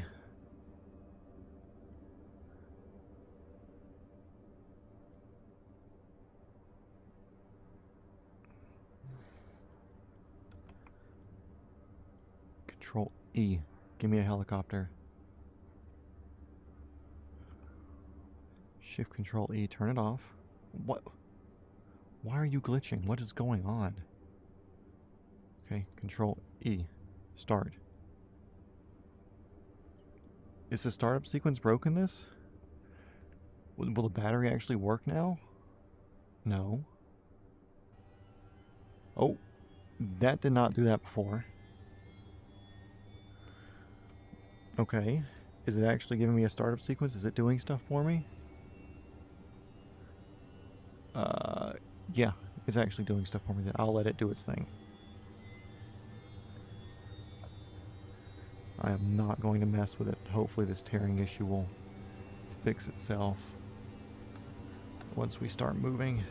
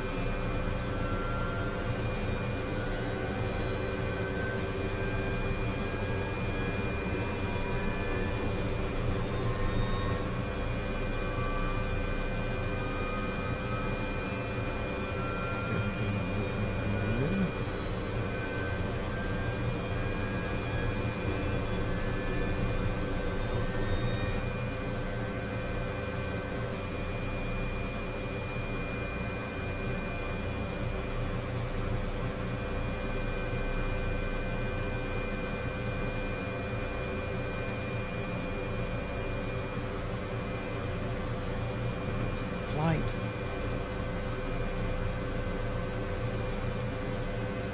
Pito.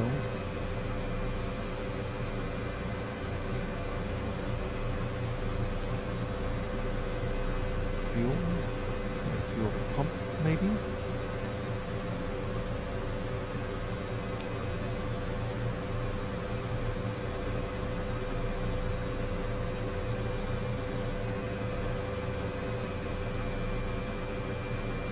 Don't know what that does, but all my lights are off.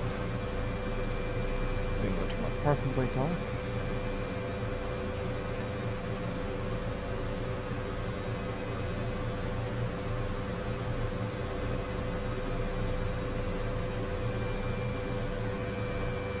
Oh, I was inside of a plane. Perfect. Love that. Thank you. And I am still so glitchy right now. Holy crap.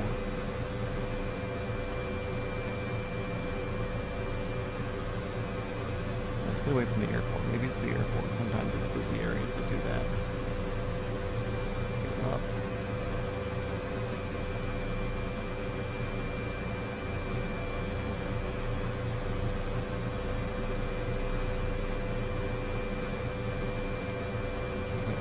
I saw it up here earlier.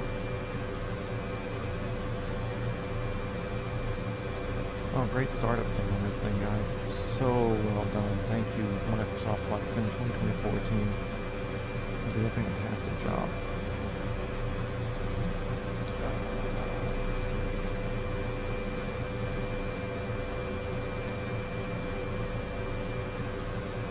Yeah. I'm not going to fight this.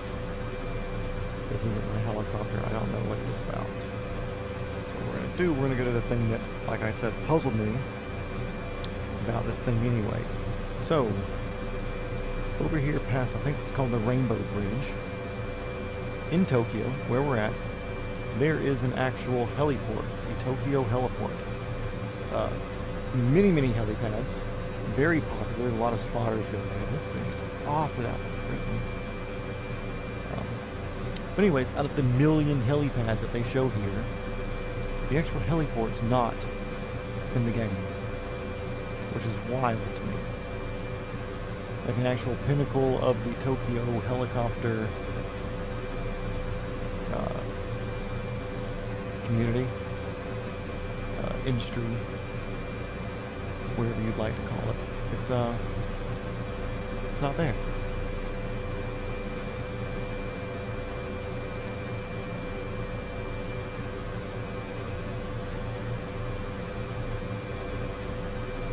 Super cool. I gotta figure out that.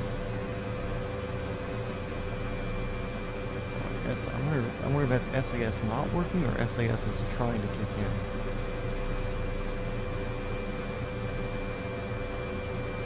Okay, so this will be the approach over the golf course here. They have like a north and south facing bit for this. No idea what my actual airspeed is, but we're gonna put gear down. Don't give me a caution, I know I'm firing your dumb thing anyways. Okay, green. But yeah, so in front of me here is the actual Tokyo heliport. Still glitchy. This sucks. Come on, Tokyo, do better. I wonder if I actually turn off all of these things so that speeds it up. That seems a bit better. Okay, and that, nope, still big tearing there. See, I actually think we'd be too big to fit on the actual approach and departure helipad, because there's usually like 4 vertical poles there that act as like a light and stuff for whatever reason. So we'll just touch down over here, I think on the 31 area, which I think 31 is this one here.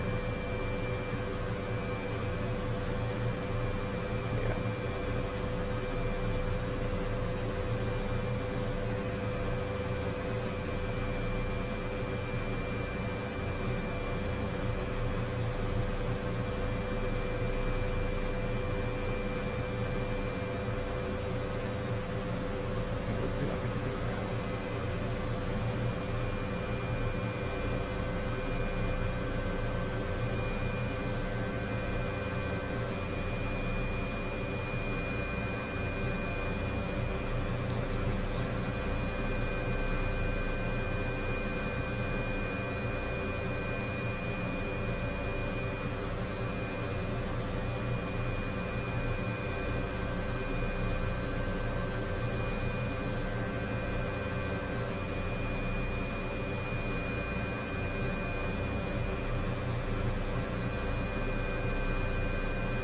Not a touchscreen, not a touchscreen, not a touchscreen.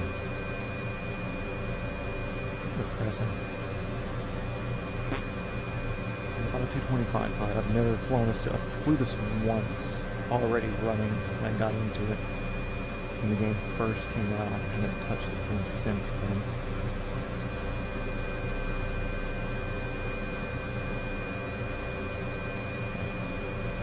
Whatever, this is still bugging me because it's so screen teary, glitchy, whatever.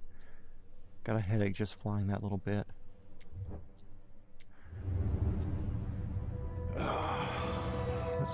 Click career.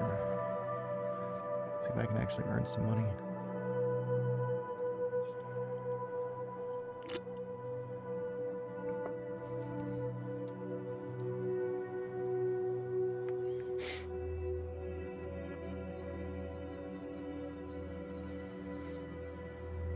But I see there's somebody in here right now. If you're typable, say hey, say what's up. Or if not, just enjoy, you know. I'm not your boss.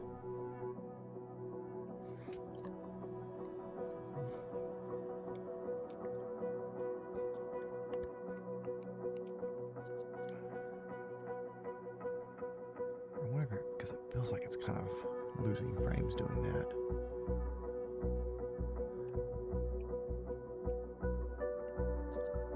Freelancer over here. 151,000. 45, 38, 187.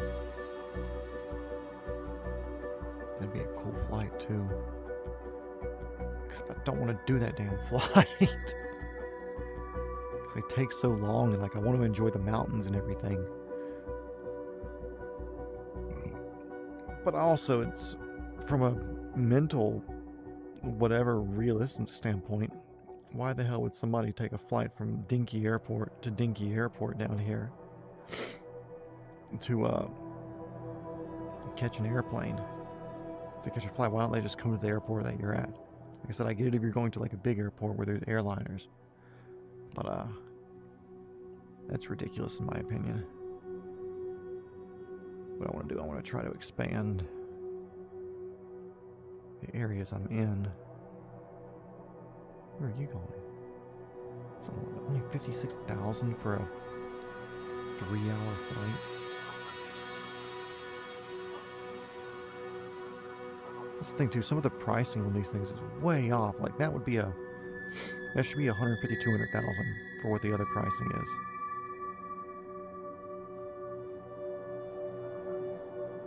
$48, $54, $47. That one would be bad. It would put me way out there towards Prague.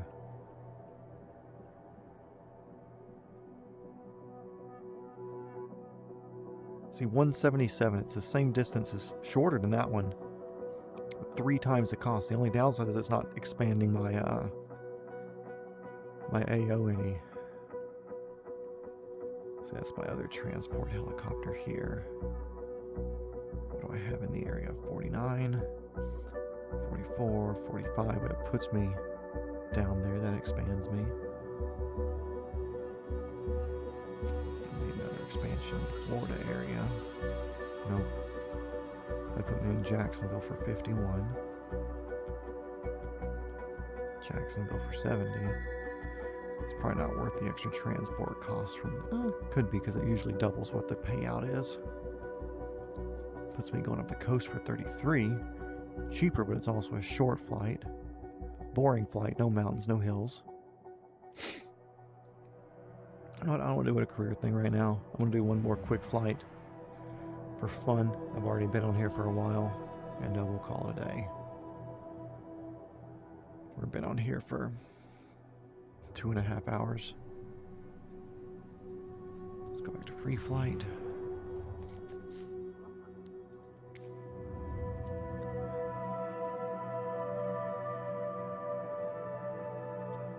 Where does free flight want to go today?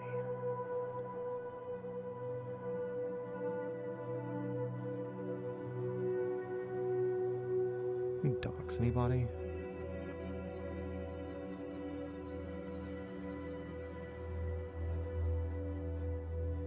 Ooh. Let's do isn't Austin like in between? Because that should be Houston. Isn't Austin in here somewhere?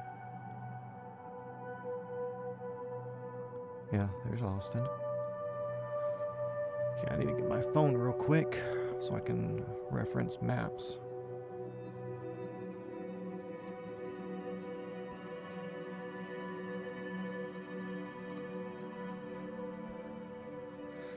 This would hurry up and load up. Give me my satellite view. We could make this a thing.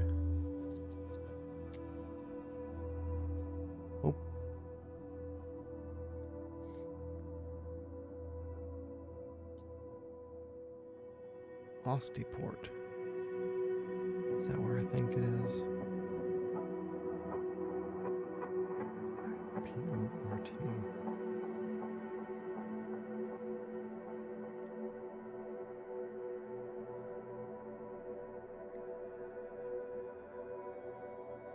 Yep, so that's right in that area. So what we need to do, we need to come here.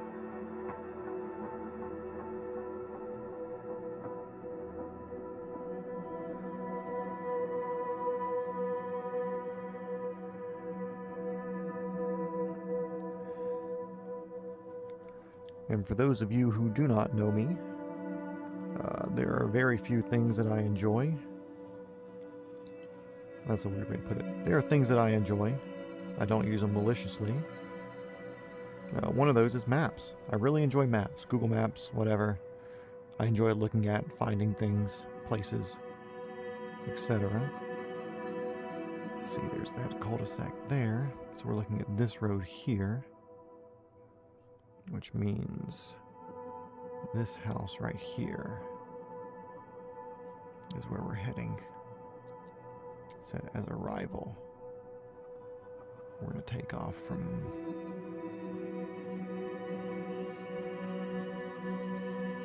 Let's take off from the main airport over here. It says departure. We're not going to do the 225 again. That was horribly, horribly done. Let's do the Bell 407. Configure.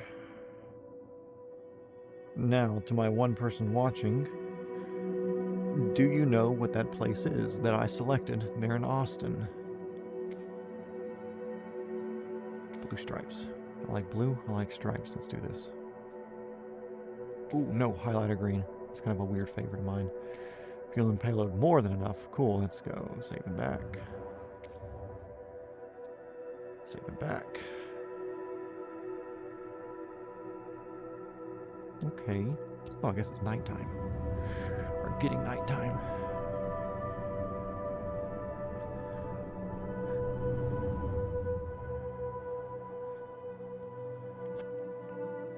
Oh, cool. I love loading in when it's not loaded in. Please don't crash me.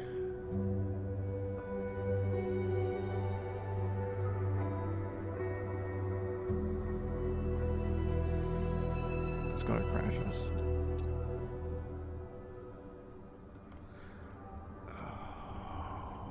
Thank you. Thank you, thank you, thank you, thank you. I love cloud-based gaming. I love cloud-based gaming. Babe. Babe. No. Babe. You're real. Why is it like this? Restart. I love cloud-based gaming. Love cloud-based gaming. Love. Absolutely love cloud-based gaming. Oh.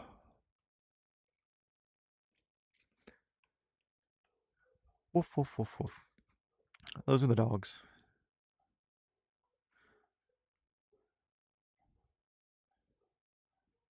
I wonder what they see.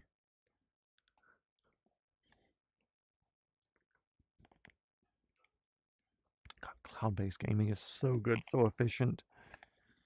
I know my Starlink loves this. It's basically like the best thing ever. Like, imagine paying $200 for a product and then never getting it, and them giving you this in exchange. Okay, so we're running smooth. Okay, I want to keep sitting here. I want to let it load in some. This seems better. Also, I wonder if Christmas time has anything to do with this. I wonder if this is more and more people are logging on. Oh. Oh. Oh. That's nice and smooth. Rotor brake, please, somebody. I wonder if Christmas time is having any effect with how all this is going. Is my collector that far up? Is it mapped? That's mapped. Does my collective map, or is it did not do anything? I can't tell. Can't tell. Let me see. Settings, controls, Apache R44, flight control, primary?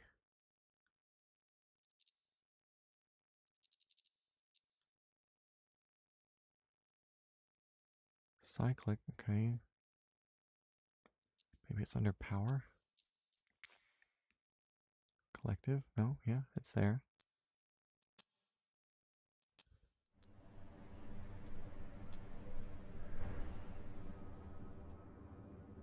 Don't glitch me out.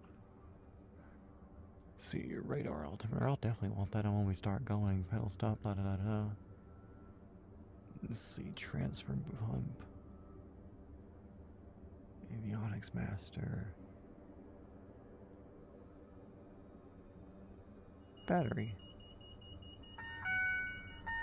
Shut up.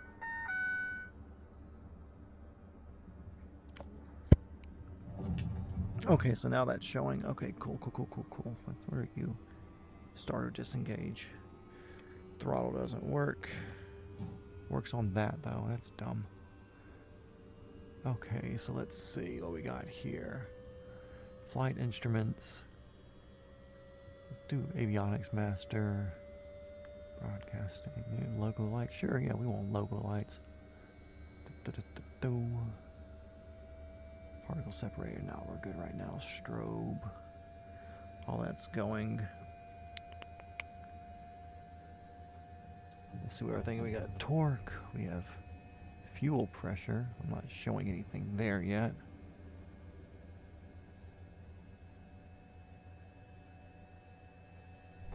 I'm showing fuel pressure. That's good. Can I click starter?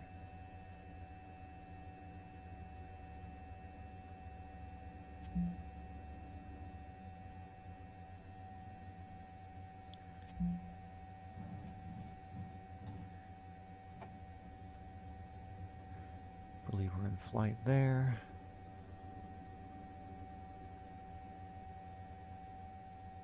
The sound on this is almost non-existent. Can I open a window here? Will that give me anything more? Hey, there we go, kind of. Let's keep this more.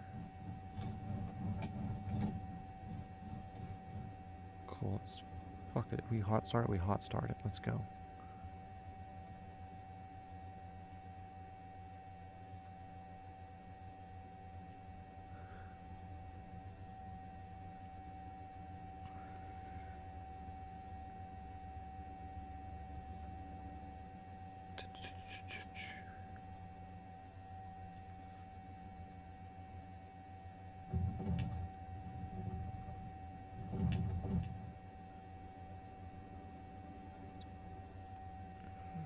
Actually, I'm not sure this is working out for us, boys.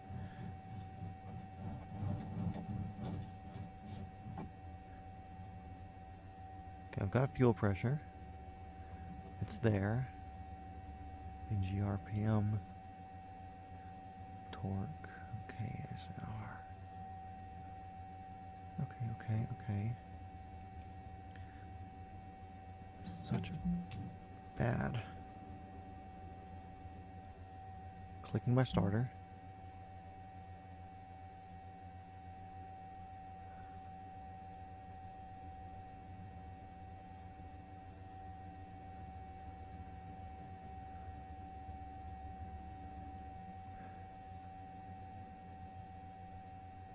Can I not click on that? That's dumb.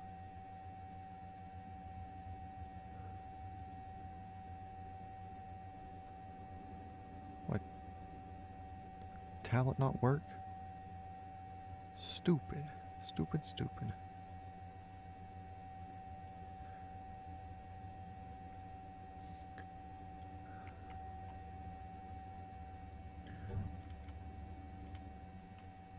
Tall women. Nice. Will you just start me at least?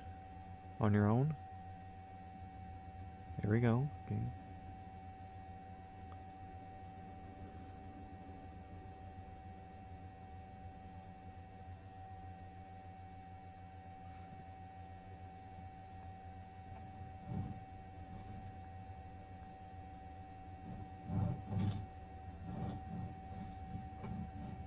Please just give me engine. Oh my god.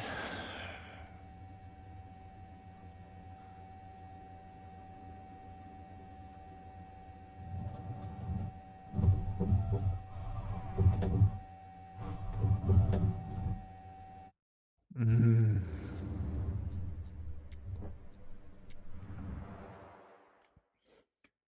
If somebody's here sitting with me through this, thank you. You're probably yelling at me if you do care, or you do know what's going on.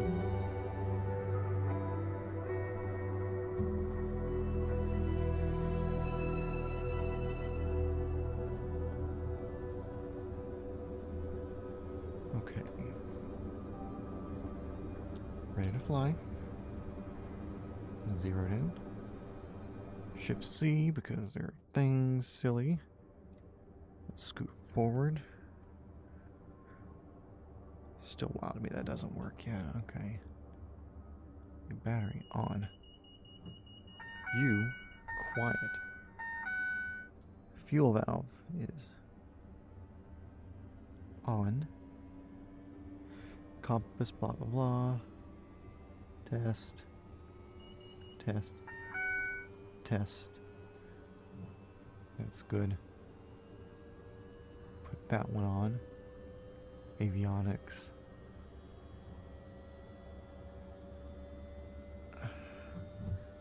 Those are on.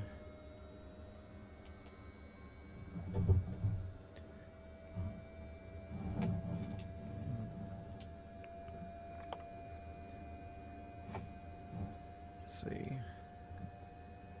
Click start once.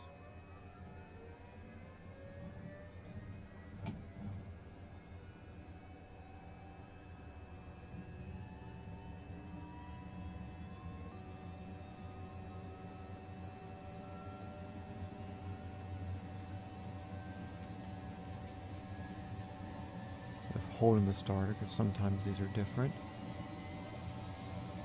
This sounds a lot better. I like.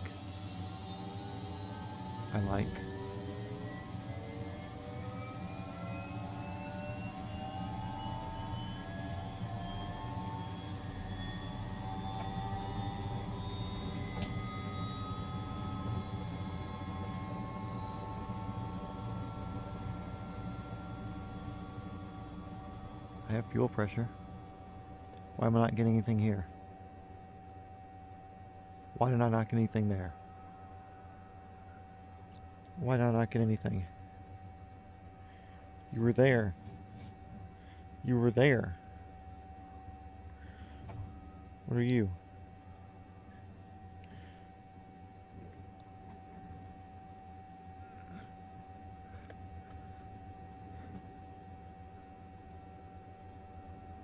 Fuck off.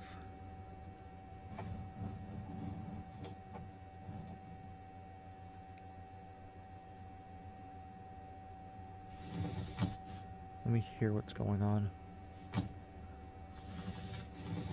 No. No, you go back.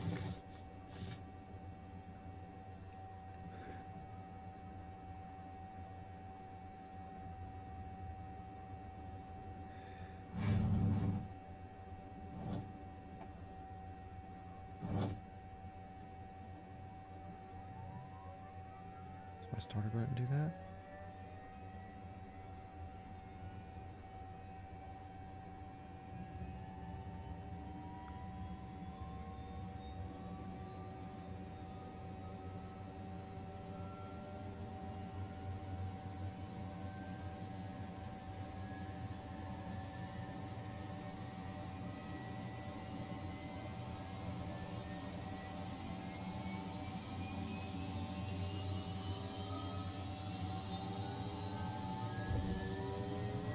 Well, you've got fuel on.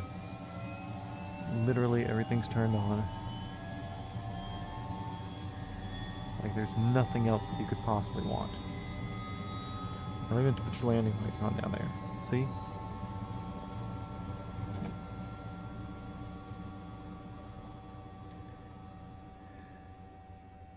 Why?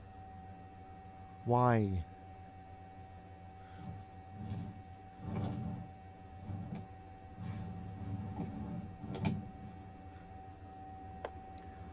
Why?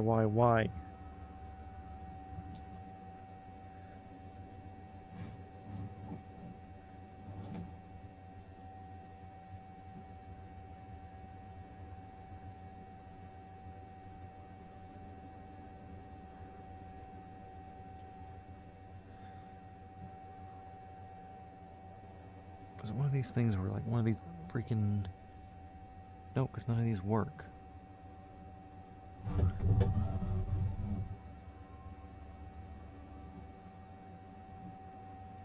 Pumps are on. Instrument lights on.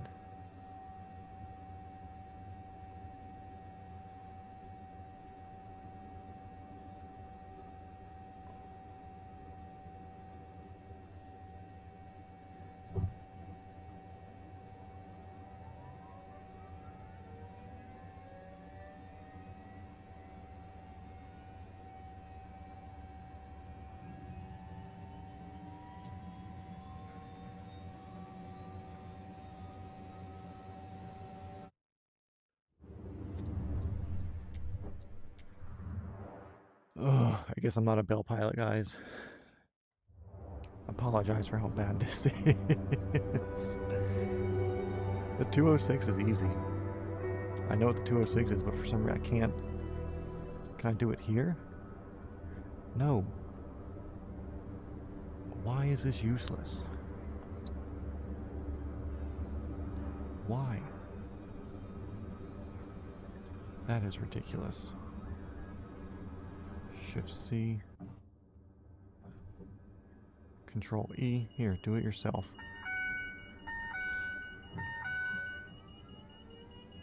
Okay, what are you doing?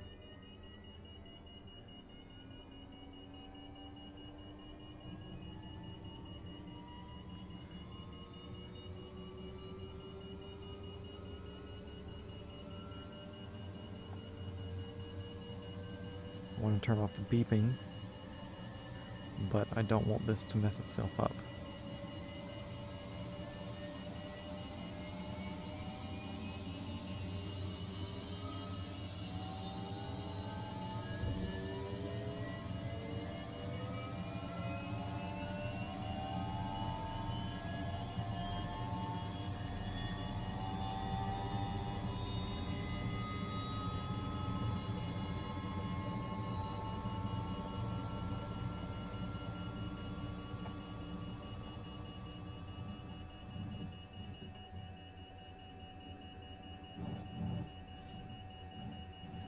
Absolutely stupid.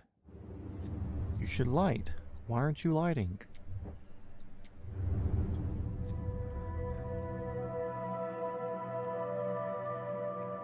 Okay, here.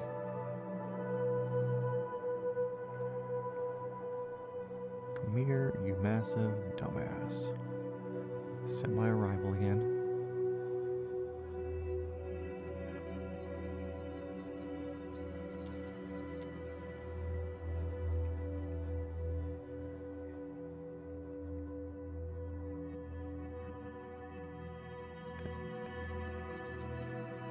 Says departure 407.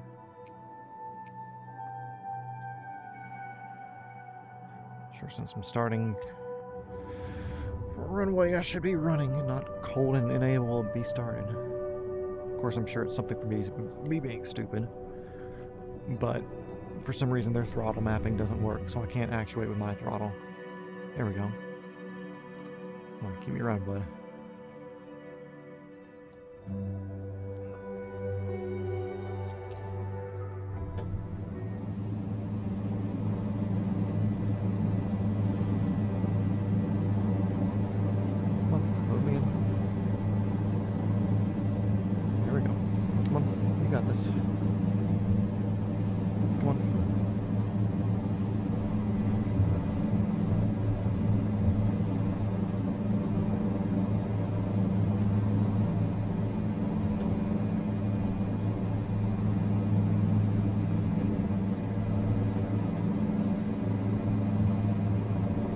Tesla Giga.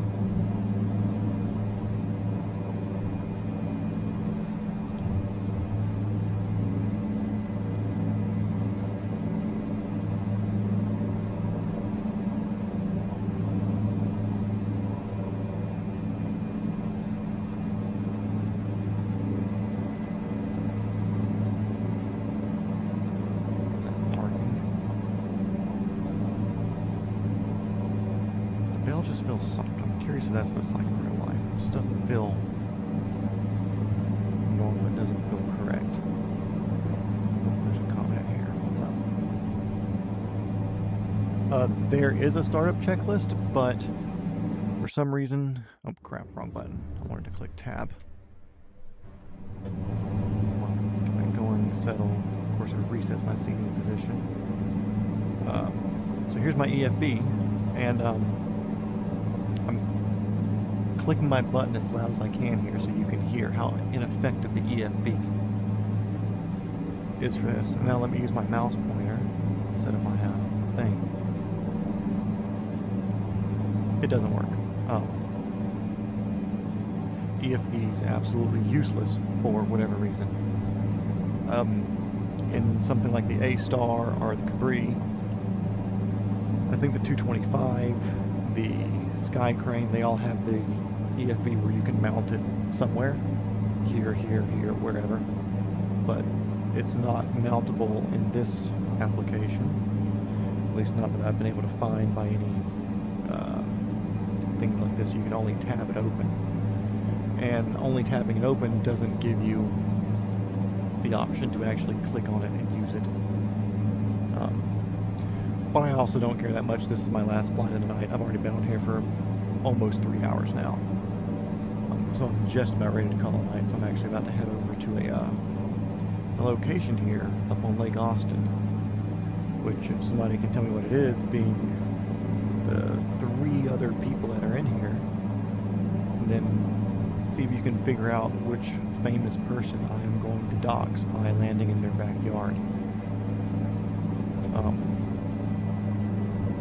Which, it's a known thing anyways. It's not like it's me telling people something they don't know. This is a known address where if you just do a Google search, it'll tell you what it is. Plus, I'm not advertising. Here I am. This is the live stream where I dox where person A or person B lives. It's just... it's a known thing, and I'm a person who's map curious, so I kind of have a good brain for remembering and figuring these things out. Let's see, I got another comment here. Also, when I look over here, I'm looking at my phone, which is running the stream, because that's how I check the comments. Yeah, I've had the same problem in VR. Can't use the EFB. Yeah, it's... Do you do fixed wing stuff, or do you do rotorcraft helicopter stuff here? Because I think the VR, I don't want to say it's useless in an airplane, but the airplane's a lot easier to do non-VR stuff in, because, boy, the internet connection's horrible right now, or the bandwidth or something's just not right. It's giving me nothing here. I'm going to hover in the landing zone for a bit. But I feel like VR is not necessary really for the fixed wing stuff, but for the helicopter, I think it's almost a requirement to fly this in somewhat of a normal fashion with helicopter stuff. Like coming in for approaches and whatever, everything's so variable, especially with how off their different gauging and stuff is for trim and whatever. That right there is telling me I'm in trim there, but it's just I'm not. I don't have that much of a wind coming at me. Just follow the link up. God, that's a lot of radio towers in that area. I mean, I guess it is the higher ground kind of in the Austin area, but goodness.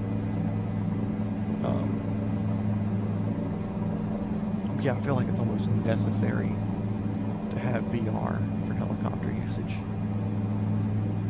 Like, I did my first 30 to 40 hours of helicopter in Microsoft 2020. Actually, I think... Is this the road? No, wait, maybe? Yeah. Okay, so cool fun fact. Another thing that's easily look-upable that I'm not going to ruin. This neighborhood right here, you can see down below me, comes off this main road on the east side of Lake Austin. That's a gated community. There's a full-time guard that lives down there. You come all the way down this road, the richest man in the world, Mr. Elon Musk, lives down at the end of the street. And I want to say he bought 3 or 4 of the properties down here at the end. So it's either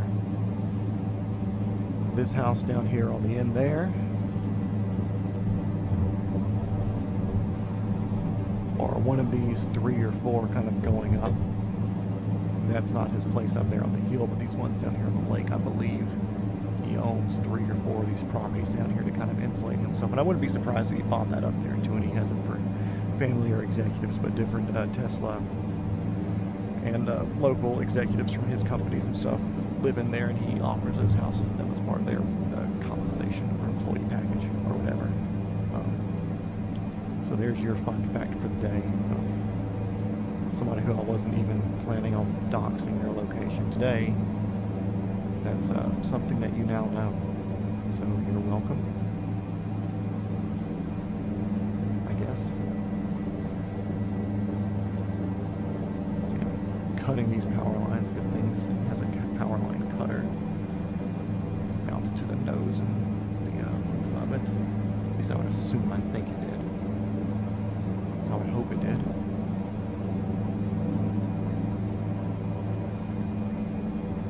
We're going to be going over near the Ossiport area.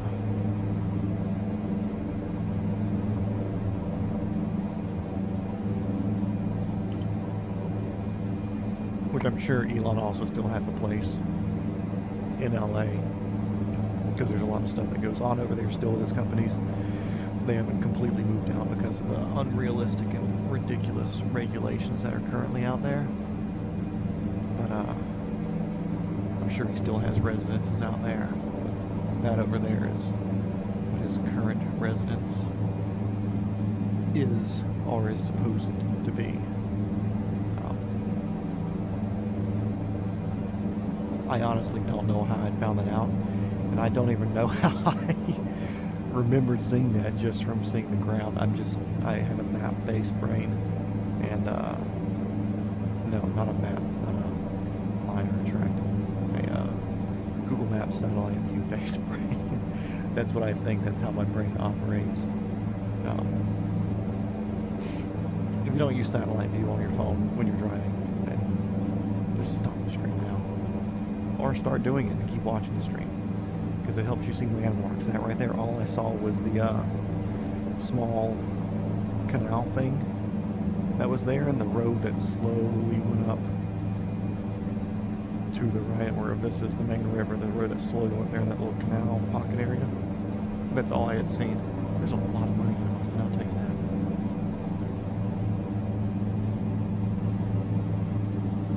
Actually,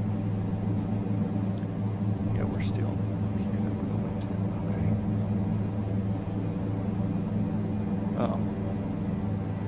okay. Yeah, satellite view.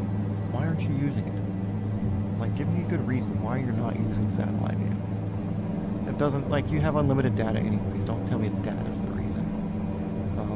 You have unlimited data anyway, so it shouldn't be handle running through that much data during the day and about it. Like, don't make up a dumb excuse like that. You're making yourself a weaker human for coming up with excuses for something that's so easy like that to do. Okay, so let's see. Let's get up here. We're going to do a little bit of a circle of what we're approaching to let it load in and render in, because we all love cloud-based gaming here. We love cloud-based gaming. We love cloud-based gaming. There should be a neighborhood with a small cul-de-sac with a small little road right here with that house there, long driveway that comes to the road there. We're going to see if we can land in the backyard, or if the bad tree rendering is something that's going to kill us here.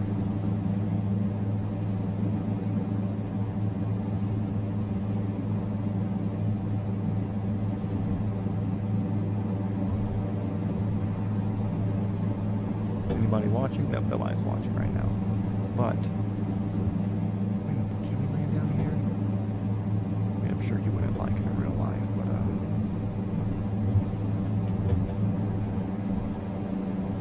see, we don't want to descend that fast. Chill your shit.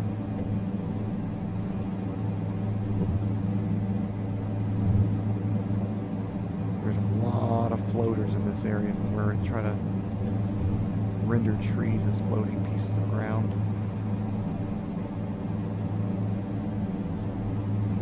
Actually, I don't like that. I think the rotor system's too big to play that game. Let's try landing in the... Let me look over here and just see if it's a different approach I can take in. I could. As in a little Capri, I could. But this right here, I think the rotor's just too big because these trees aren't rendered as trees. They're rendered as chunks, which is not helpful. So we can touch down for the garage.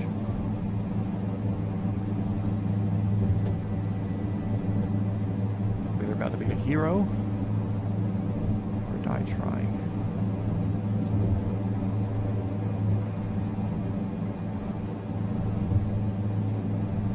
I'm also finding the ground effect bugs that all these surfaces are trying to throw at me right now.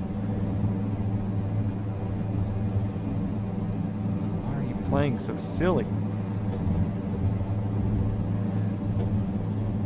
What? No, you're on the ground. You don't have to do this. What are you doing? Okay, Joe Rogan, get in the damn helicopter. We're going. That is right, everybody. We just landed in Joe Rogan's front yard. And now, because I'm actually not sure, I keep seeing these trees that are rendered out like this. I'm curious if that's actually a tree. Is that being rendered as like a piece of ground, or is it just a covering for foliage? So we're going to test this at the risk of crashing.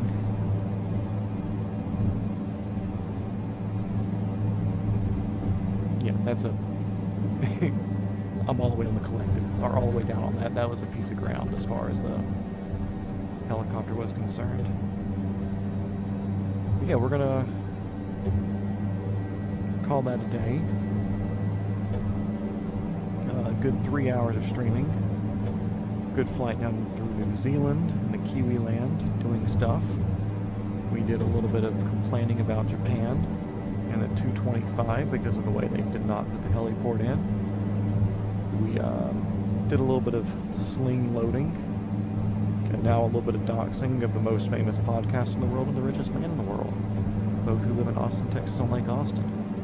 The Aussie port still over here. Where's that? In there.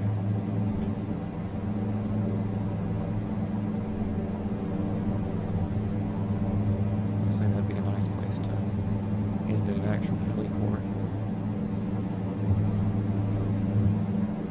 Was somewhere over here, but of course we're just going to call this building over here. It's a red light. Is that for me? Is that red light for me?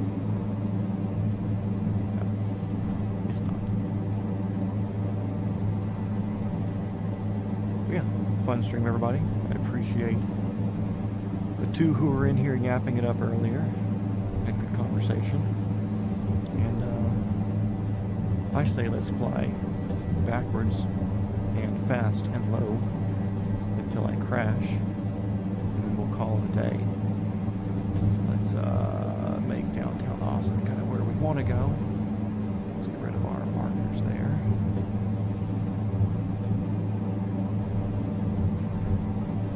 Move this bad boy around. Reverse pitch in.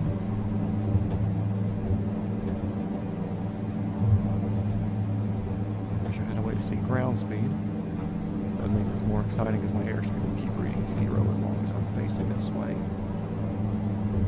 Nope.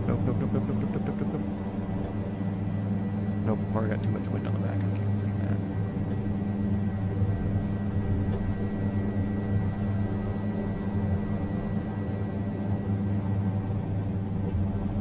Hey! That's how you rip the tail boom off. Yep, there goes my rotor arm getting me. Look at that. So we'll put the collective down. I'm going to kind of lean forward and make this like a reverse auto rotation. Got the RPM back.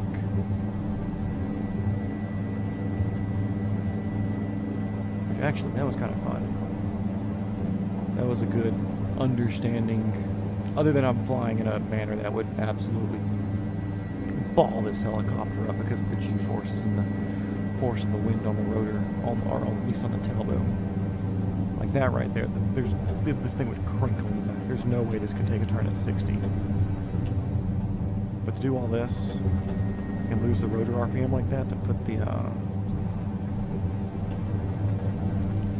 or basically I'm doing the equivalent of, let me do a forward version real quick. So a forward version of losing all the rotor RPM would be collective down and kind of doing it a falling in this sort of angle right here, and that lets the airflow through. See, now I'm getting an engine overspeed because I was putting too much rotor RPM into it. But when you're going backwards, you have to do the same thing, but you're angling down because you want the kind of falling belly first aspect to get your rotor speed up.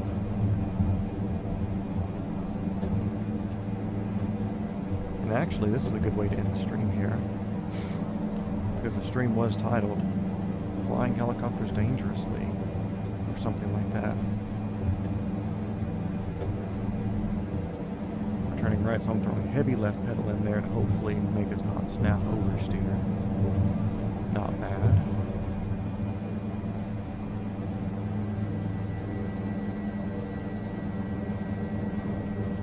This heavy right pedal there. Drifting it through, using the body as a bit of an air brake. We are flying faster than the cloud-based gaming can handle right now. I plan on overspeeding, yes, actual airframe right here too. Other than flying dangerously fast and dangerously low, if there were to be some sort of failure with our systems right now, I would be almost at a loss of being able to auto-rotate, because if you look right here, that little mark is the high end of suggested speed for auto-rotations. So I'm kind of at a LOL sucks to be you statistic right now, which I'm okay with. I'm okay with this, you know. Could be worse.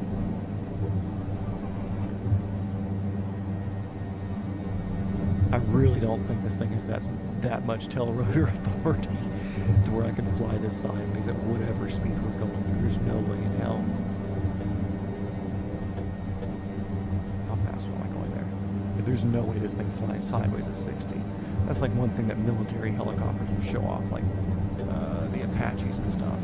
Like, hey, look at us, we can fly sideways at 60 and be stable enough to do whatever. Like, there's no way this is able to do that.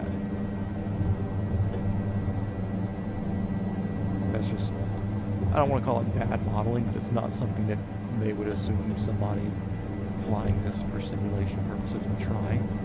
So I don't think it's something that they're worried about somebody doing the right or wrong thing with it to cause that to happen. But I like the look of landing somewhere in this nice little town, like on the bridge. A whole bunch of power poles around. Is that the main strip bridge? No, there's another bridge. I think it's this one over here. No, there's one bridge that goes through like the main downtown-ish area.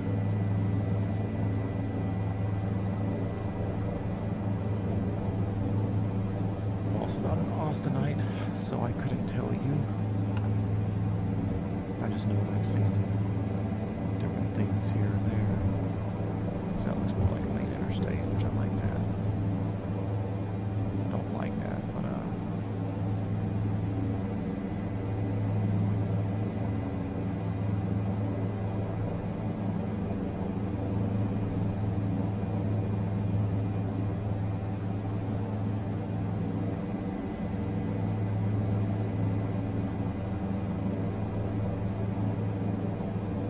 okay, I'm back.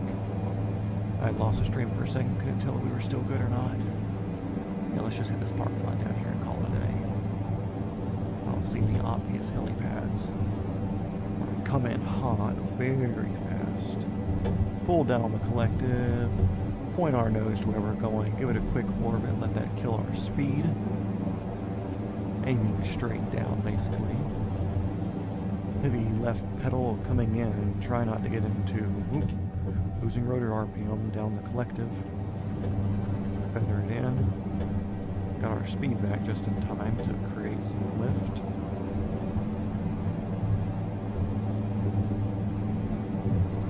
And to the disappointment of everybody around here, we're going to hit a parking place. This thing has a lot of tail rotor authority even when on the ground.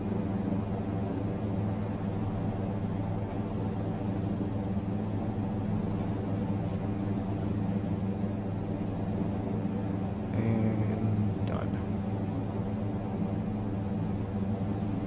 Anyways, gulp. Thanks to everybody for watching. It's been fun. Got a lot of flying around, got a lot of other stuff done. When I say other stuff, I mean talking non-stop for 3 hours. But,